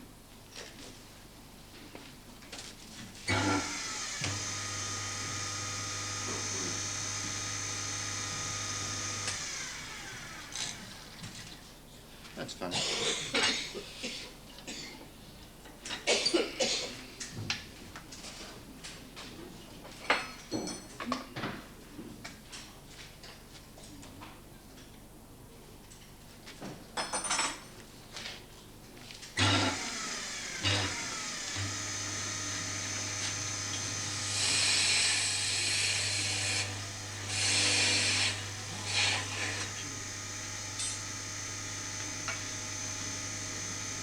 Again, what I'm going to use is another tool that belongs last century. It was called an inside tool.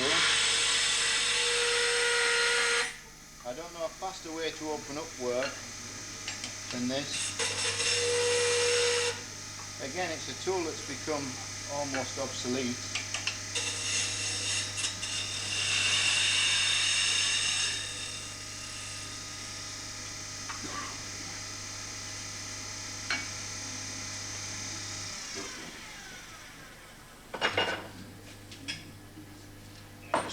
Now I'm working into a blind hole now, so I've got to pull off before I hit the bottom with the thread. Just drop this a little touch.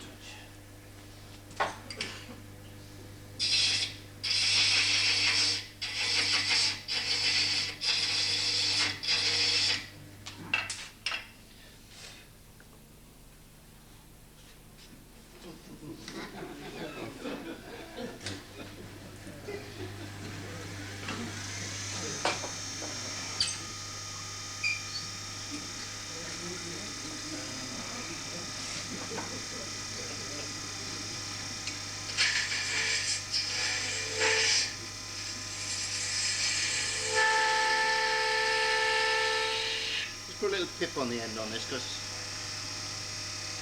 it looks more natural.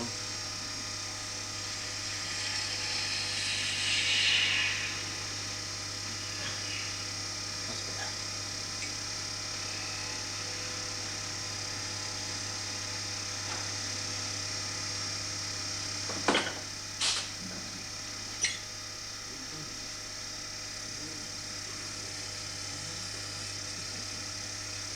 Anybody here come to our symposium last year? Oh yeah, of course you did. You know we've got this year? I've actually got Dale Nish from America this year, which is good because he doesn't demonstrate so much now. Anybody like the information before I go?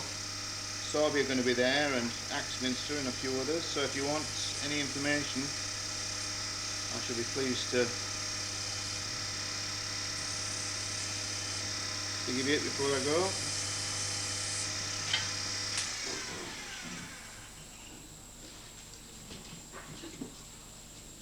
Just trying to see if I've got any finer paper.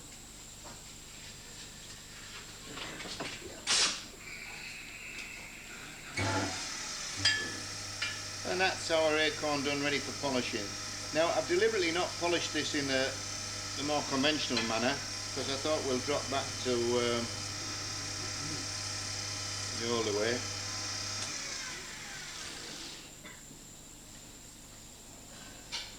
One thing I didn't bring with me is wire wool. I thought I had. Can I catch a bit of wire wool anywhere, please? Like about 16 boxes? Right,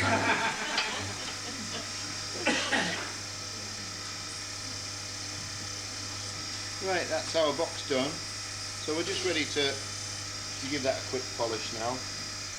And I'll show you a way that we can.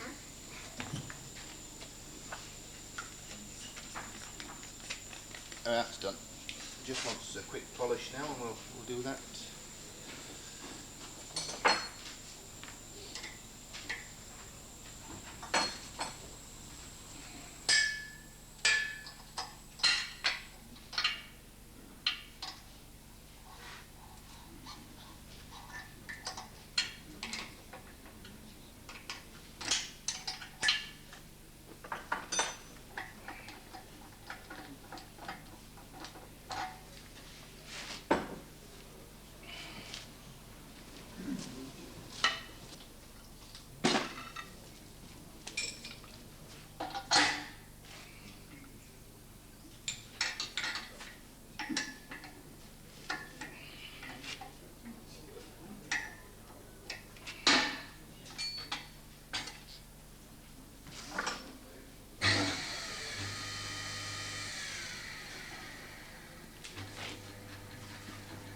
Did my chasers come back, please? The 16s. Yes, over here. Stand right. Thank you. Thanks so much. These are 16 threads to the inch, just a little bit coarser for this job.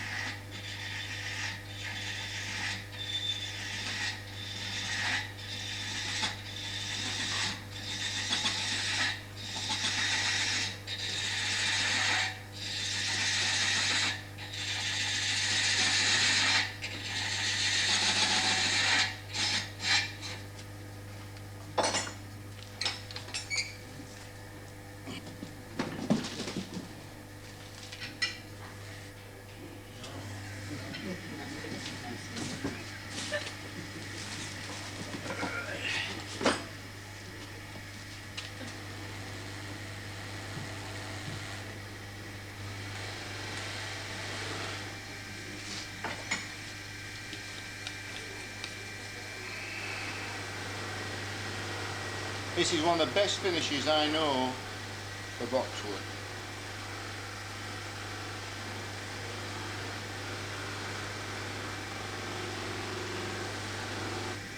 Finish it gives you absolutely superb.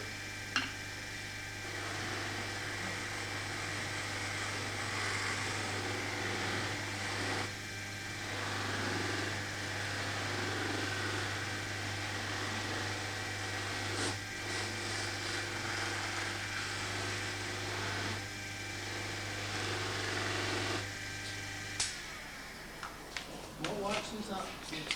It's a wax called Vornex by Cannings. I think they actually stock it here. It's a superb finish. Because the beauty about this, you can always just go over it again if it gets handled or whatever.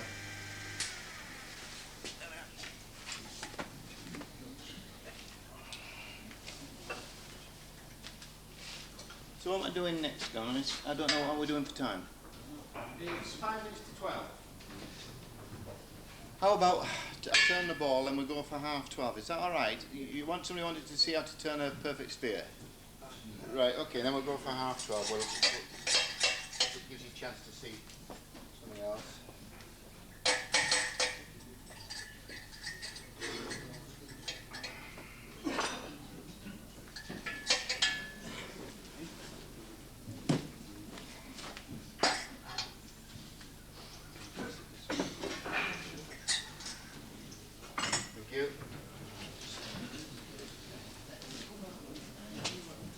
And then it'll introduce how we're going to cut a perfect sphere.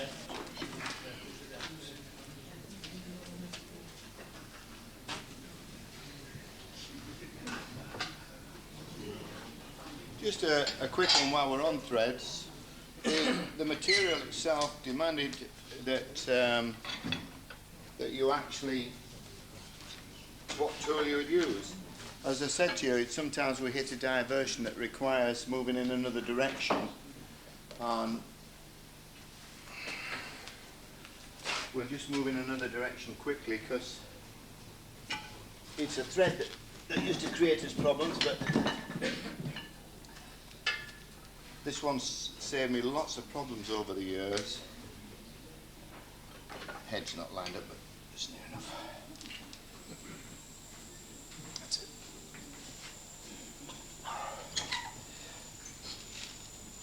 This one has got a lot of trouble over the years.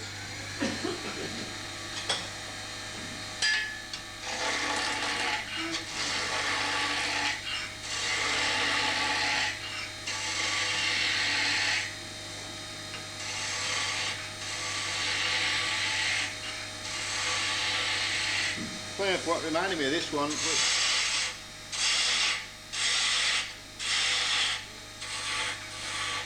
I had to visit, we went down to my mother-in-law's this week because my father-in-law's not so well, and of course a lot of her furniture is very old.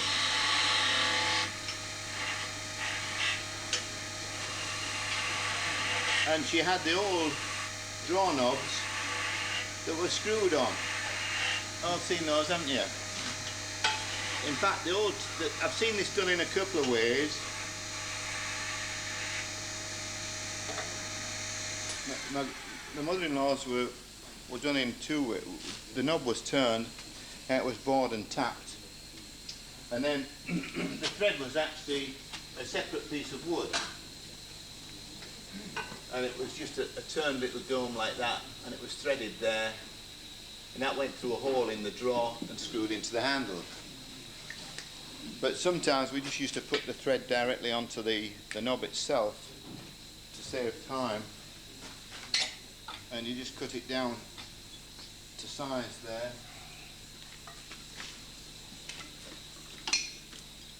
And then we just cut the thread .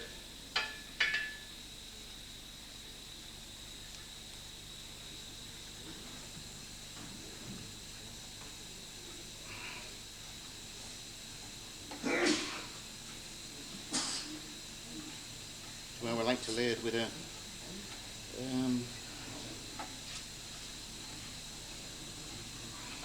hand wheel. Just give you that bit extra grip there. And we just cut the thread there.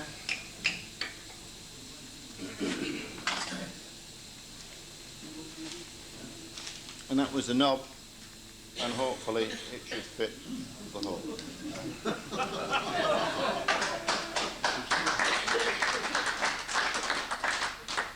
Right. And that's where they were cut quickly like that. And then you borrowed a tap off the joiners for the other one.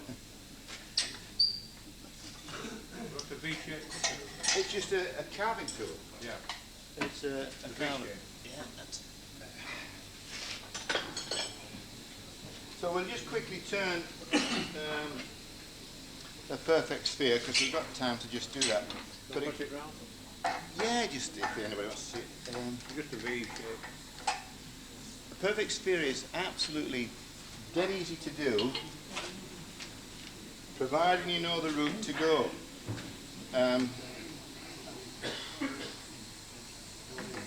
I've seen this done in all sorts of ways, but this is the most accurate I know of. And it's also the quickest.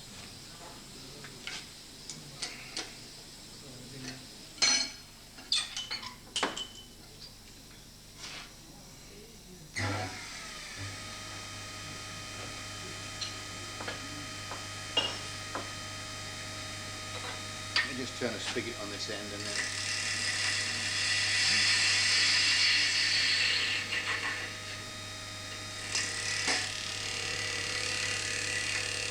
You can hear the split in this, got a tiny split in it.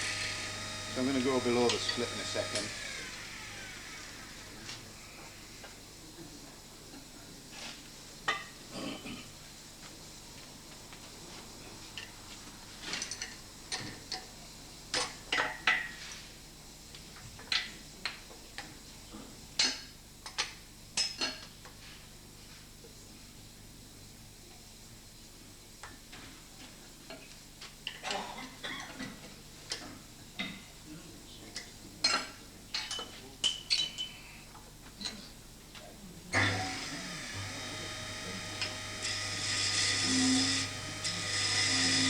I'll just turn it smaller so I can get below the...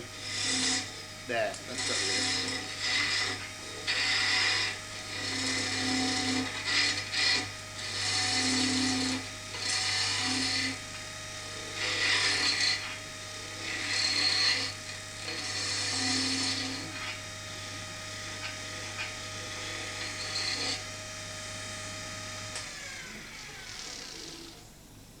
Sort of turn there.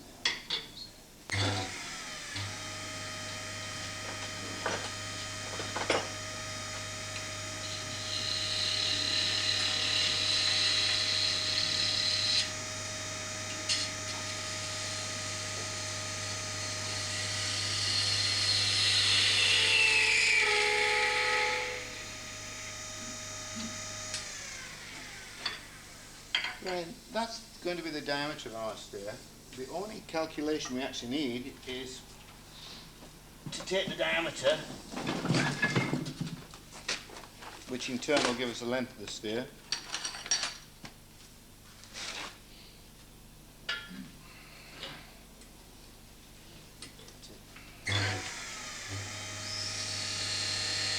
That gives us the length.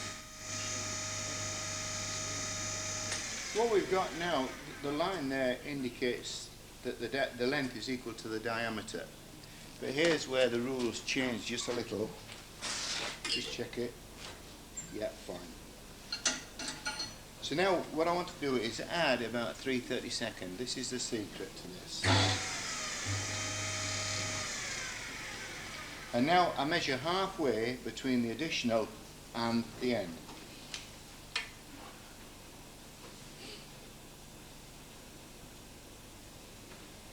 Again, you'll see the reason behind all of this.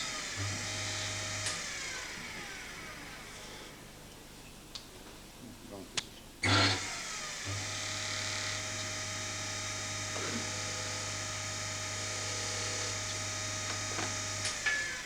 So now that's the halfway of the overall length with the additional piece.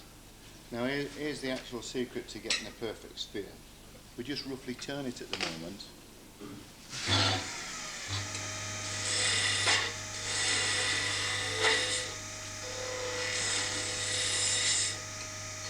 Don't try to be absolutely accurate at this point in time.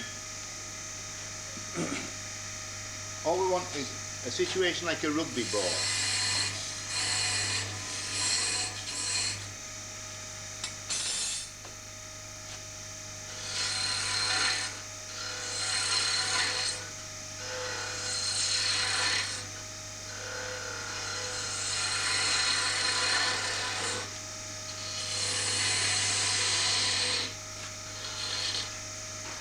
Again, the value of sketching, by doing the two halves together, you can see the ball developing.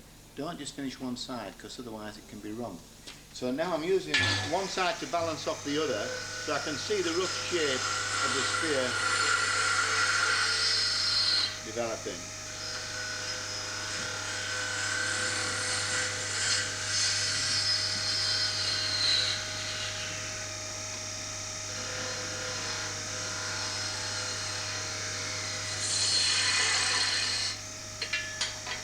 Don't worry about it looking too accurate at the moment. We're not bothered about that. So what we've got is a rough ball at the moment. It's only rough. You don't need templates with this technique at all, and it's the most accurate way that I personally know of turning a sphere. In actual fact, There was actually a couple of ways that were done in times past. I think I can just get this. It depended on the job again, but if it was turning the sphere straight from start to finish, this is the route we would actually go. But if the sphere was going to be developed over several months, then it'd be turned in a slightly different manner. What do you mean by that? Well, many spheres were actually turned over several months. A classical example was the old snooker ball, or the billiard ball. It was turned from ivory, from the hard part of the tusk to the end. But ivory's like wood, it's got a distortional factor, which means that obviously they don't want square balls going around the table and finish. So what the ball was actually, what they used to do was, they used to turn the sphere in the ivory roughly to 2 1/4 inches diameter into a sphere. Now it was put on the shelf for 3 months. Then it was brought down and it was taken down to 2 3/16. Then put back on the shelf for a little bit more settling. That was done 5 times over a period of a year and 3 months. And then it was brought to absolute truth of about 2 3/32, but it still wasn't finished with. It was taken into the snooker room and it was played with for 6 months. And then now its final situation is in the snooker room. It was brought out and taken to absolute perfection of 2 1/32. And these guys were so good with a snooker ball, when they finished, go down the stable like a straight line. Absolutely incredible. We need a chucking system, so I'm just going to have to make the chuck quickly. Now, when you chuck a sphere, there is, again, very definite rules that must be followed. And they're not obvious until it's sometimes pointed out to you.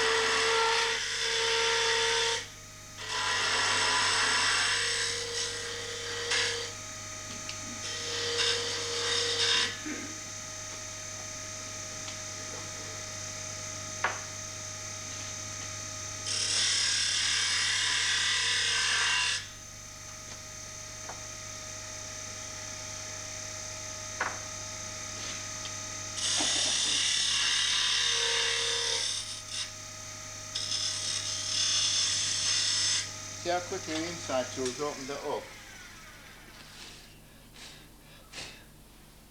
Lovely with that.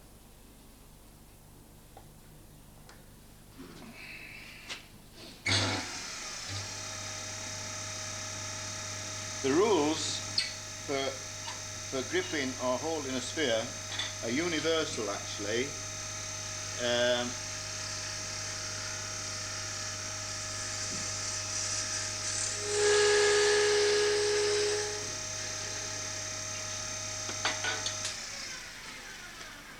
Whenever you grip a sphere or a ball, the rules are very well established. They're not my rules, they're rules from the 17th century actually. And Japanese proverb, you know, wonderful proverb. To know the future, you must visit the past. A lot of truth in that. If you look at the way things were done in the past, it often teaches you how to work today. Well, when we grip a sphere, most people, when they grip a sphere, if that's the centre line of the sphere, feel safer by gripping beyond the sphere and feel happier with the sphere well inside the chuck. That's your first mistake, because you cannot complete a sphere now. It's not possible. Because technically you haven't got access to more than half a sphere. Whenever we grip a sphere, you grip 10 to 15 degrees back from the centre line. So the actual chucking system is there, that point. And the reason I was able to do something we introduced a 2 to 3 degree taper within our wooden chucking system. So we now have access to more than half a sphere. Critically important to make sure we've got the balance. But you'll also see the reasoning for going this route in a minute too. We also introduced a 2 to 3 degree taper down this way. Why, please? Actually, most people assume that that's, and it is excellent reasoning, but it is wrong. It's nothing to do with gripping. Most people think it is. Talk to me. Sorry? Yeah. I was able to do something, it wasn't immediately obvious. You see, what happens is, if we could make that parallel, it would still grip equally as well. But the reason we put a taper in, if I want to use this chuck tomorrow, there's no guarantee it's going to run in truth when I put it back on the lathe, because distortional factors, as we've already discussed earlier on. So now I can take a bit off the face, which reduces the diameter, and keep working back till we hit the steel chuck. And that's why it was called a chuck. Then you throw it away. You chucked it away. But you saw the sphere didn't quite fit. So all I did was take a bit off the face, and it allowed it to reduce the diameter and keep working back till you use all your chuck up. So now what we've got is a rough sphere, and it is only rough at this moment in time. It's more like a rugby ball. It's longer on this axis than it is on this. But now we just pop it into chuck this way, and I want this line to run in truth when I start the lathe. What I mean by that is, it's running absolutely spot on. You can actually see a single dot, like a sharp dot. If I scribe a line on there, you will find that is central. So I've moved it exactly 90 degrees, so it's absolutely right on. But now we take our skew chisel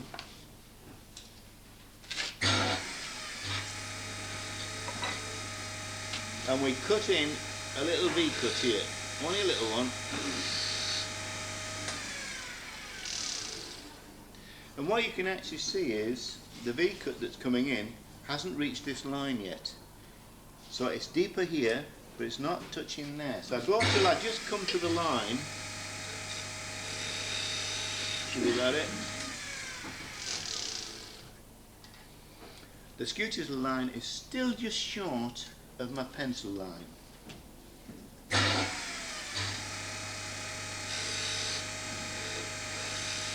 That's it now. There we are. Still just a fraction.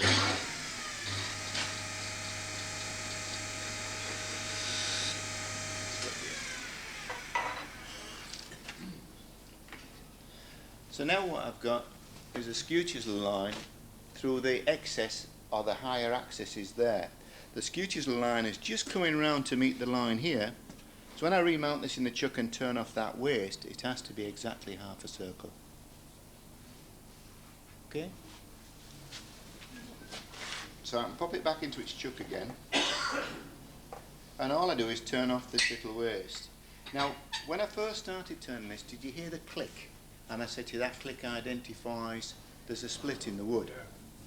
Well, what I'm going to actually get from here is the tiniest imperceptible click from the tool as it rides over that groove. So I'll know when I haven't removed the actual excess of material there.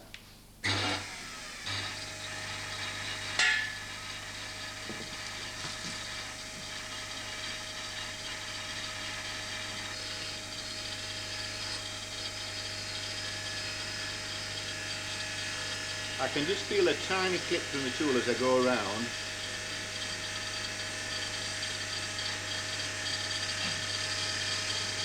I can still feel it, so I know I've still got excess there. I don't know whether you can actually pick that sound up just as I go around. Still just a tiny imperceptible part of the line. I'll put that tool away, better hand that.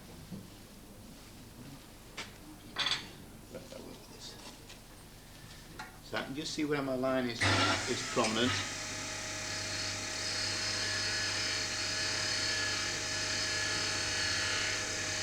The clicks virtually disappeared from that point. There's just a tiny little bit there, and just feel it, just a fraction. Almost gone. Still feel a click just there.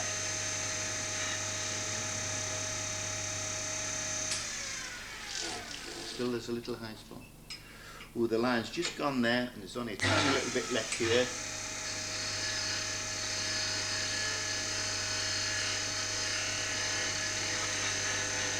Should be about it. Yeah, it's just a tiny hint of line left.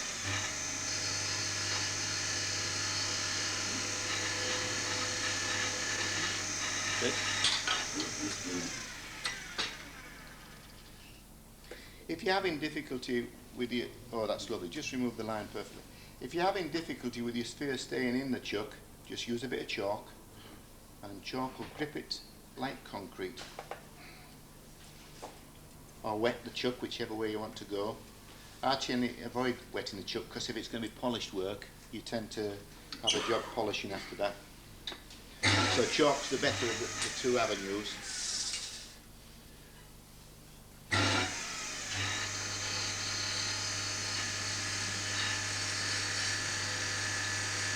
I can just hear the click. I don't know whether you can pick it up. I'm trying to press hard. There, here. I suppose it's like a bit like the mechanic when he takes my car out. He can tell all sorts of things wrong with it with sound. I can't even hear a thing like it.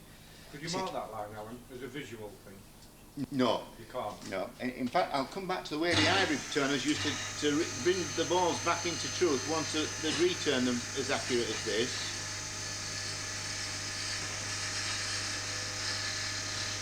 They used to use a clever technique that sometimes has just the tiniest hint of line left there. Look, just see it, just there. It's just the last 3/8. Again, it's essential to have your bevel rubbing at this point, because otherwise you'll undercut.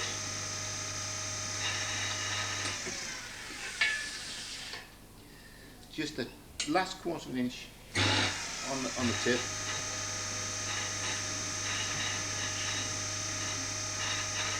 That's it. And now we just take it out the chuck. See how well it grips in there. And if I just rotate it at 45 degrees now and just sand it in the normal, oh that feels lovely. Good. And we just sand it through now. And what the old turners used to do when they got the sphere to this accurate, bearing in mind we're not working to snooker room accuracy here, they would strike a series of lines round, move it 45 degrees and then strike another series of lines, and it told where the high spots were.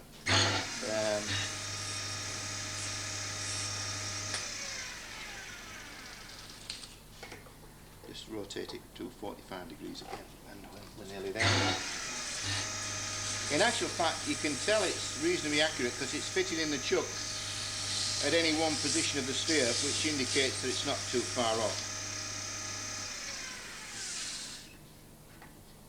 Just a couple of little bits more. That's it.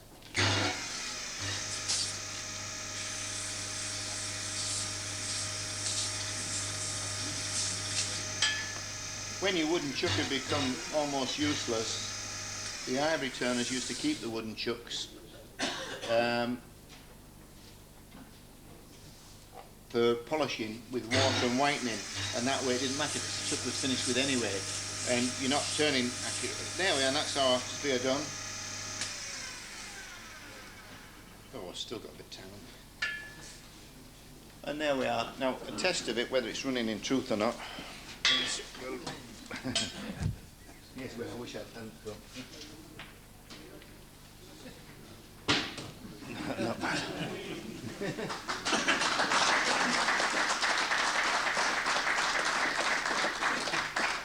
So, does anybody want to backtrack or cover a few questions? Because we've got a few minutes, haven't we? Anybody want to ask any questions about anything we've done this morning? Because we're going to go a different route this afternoon.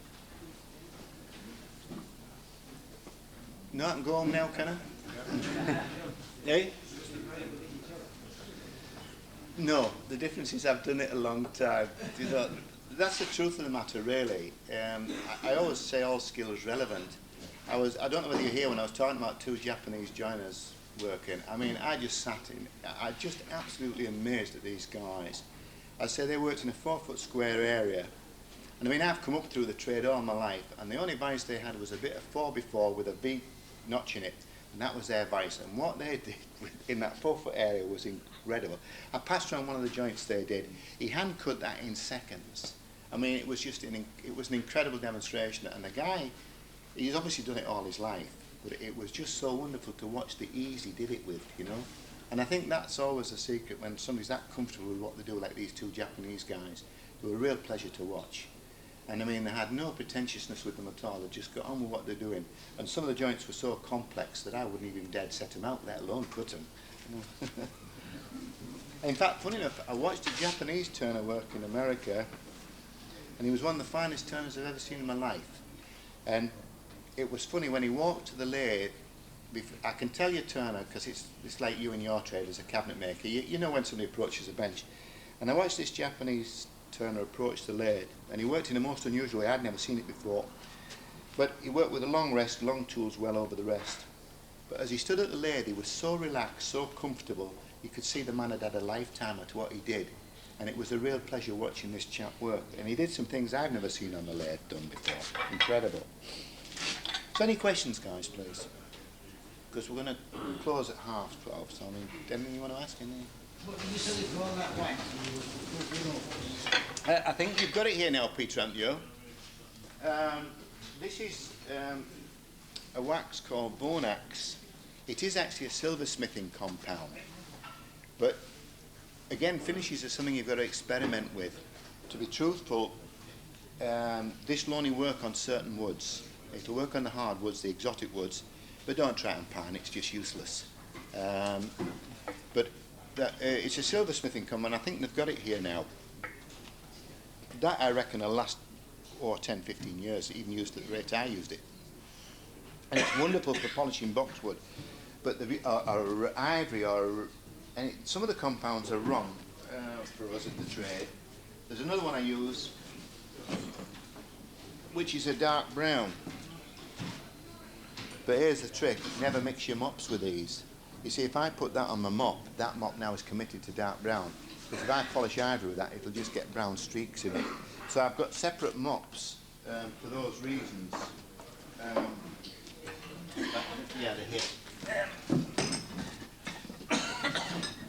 And you see, I keep that one for African blackwood and various the darker timbers and the brown compound, but I never mix the two with the mops, otherwise that mop's now committed to working dark materials. I recently watched Bill Jones at Elwood, and he told us about mops. Yeah, Bill actually, I've seen it done in a number of ways. I think Bill actually burns his. I've seen it done with a wire brush to bring out the loose things, and then burn off the loose stitches. But you've got to be careful with your mop. I've actually smouldered the mop away. Didn't realise it was smouldering inside and ruined the mop. Got to be ever so careful with that. But just a tip, if you're buying mops, a lot of mops today are stitched mops, and I don't like the stitched mops because what I find is that they're too hard. And you see, I can have a mop hard or soft with this. It's what we call loose leaf. But the beauty about loose leaf, just as a last diversion before we go and get something to eat, loose leaf puts me in control. Stitch mop is in control. You have no control over how it's going to work. But we have control over a loose leaf mop. And I'll show you what I mean by that when I find the spanner outside.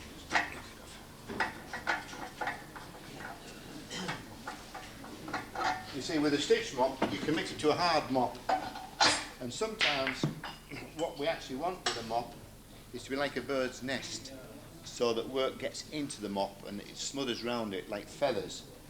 But with an unstitched mop, we can actually be in control of the density or the hardness of the mop or otherwise. That's it. See, that's quite hard at the moment, but I can soften that mop right out by slowing the speed. You can't do that with a stitched mop. So I can get this down till I can get the work all enclosed inside the mop. So don't buy the hard mops because I find them too hard and the work tends to bounce on them. I bought a hard mop, and when I see Bill Jones, I painstakingly unstitched it. Yeah, excellent. Because they're great for what they're made for, but not for us as wood turners. So sometimes, and that's the only ones we ever used in the trade. Let's go on that. wow, oh well, that's on permanently. Don't need to take it off that. But they're the only ones we ever use, and it puts you in control of your work, you see. Bill's an excellent turner. He's a very good friend of mine, Bill. In fact, I took him to America for his first trip. Were you not there, Peter? For his first trip. He hadn't been, in fact, how it all came about, I was asked to go across, I think it was 96 to Utah. Anyway, Dale Nish said to me, he said, oh, we've been after an old turner in England to come across, but he said he won't travel. So I said, who is it? He said, Bill Jones. I said, oh, he's a friend of mine. When I go home, I'll ask him for you. So I get home and I rings Bill up. I said, Bill, do you want to go to America? He says, nah, it's too far. He says, anyway, I ain't got a passport. So I says, well, I'm going, Bill. Oh, he says, are you going? I says, yeah, I'll carry your tools for you. Oh, he says, let me ask the missus. So he asked the missus, and the next day he came on to me, he says, the missus says, yeah. So anyway, we had this long flight into Denver and what have you. And by the time we got there, Bill was absolutely exhausted because he's 80, you know. Anyway, next morning, we'd gone to bed early because we'd shattered with a long-haul flight. So next morning, we're sharing a room at the hotel. So when we got up next morning, we decided to go for work because we were both out of time, and it was about 5 in the morning, walking down this empty street. And Bill suddenly looked at his watch, and his next comment's made history. It's down in the Woodturner magazine now. He looked at me and he says, you know, Alan, he said, it's 10 o'clock at night in the old country. And here he is, he's been out in the country 12 hours and he's already talking about the old country like an immigrant, you know. But he went down ever so well in America. He really did. It was good fun. But he's one of the best ornamental turners I've ever seen. If you want to watch a real master, watch Bill. He's very good. Thread chasing, it's his forte.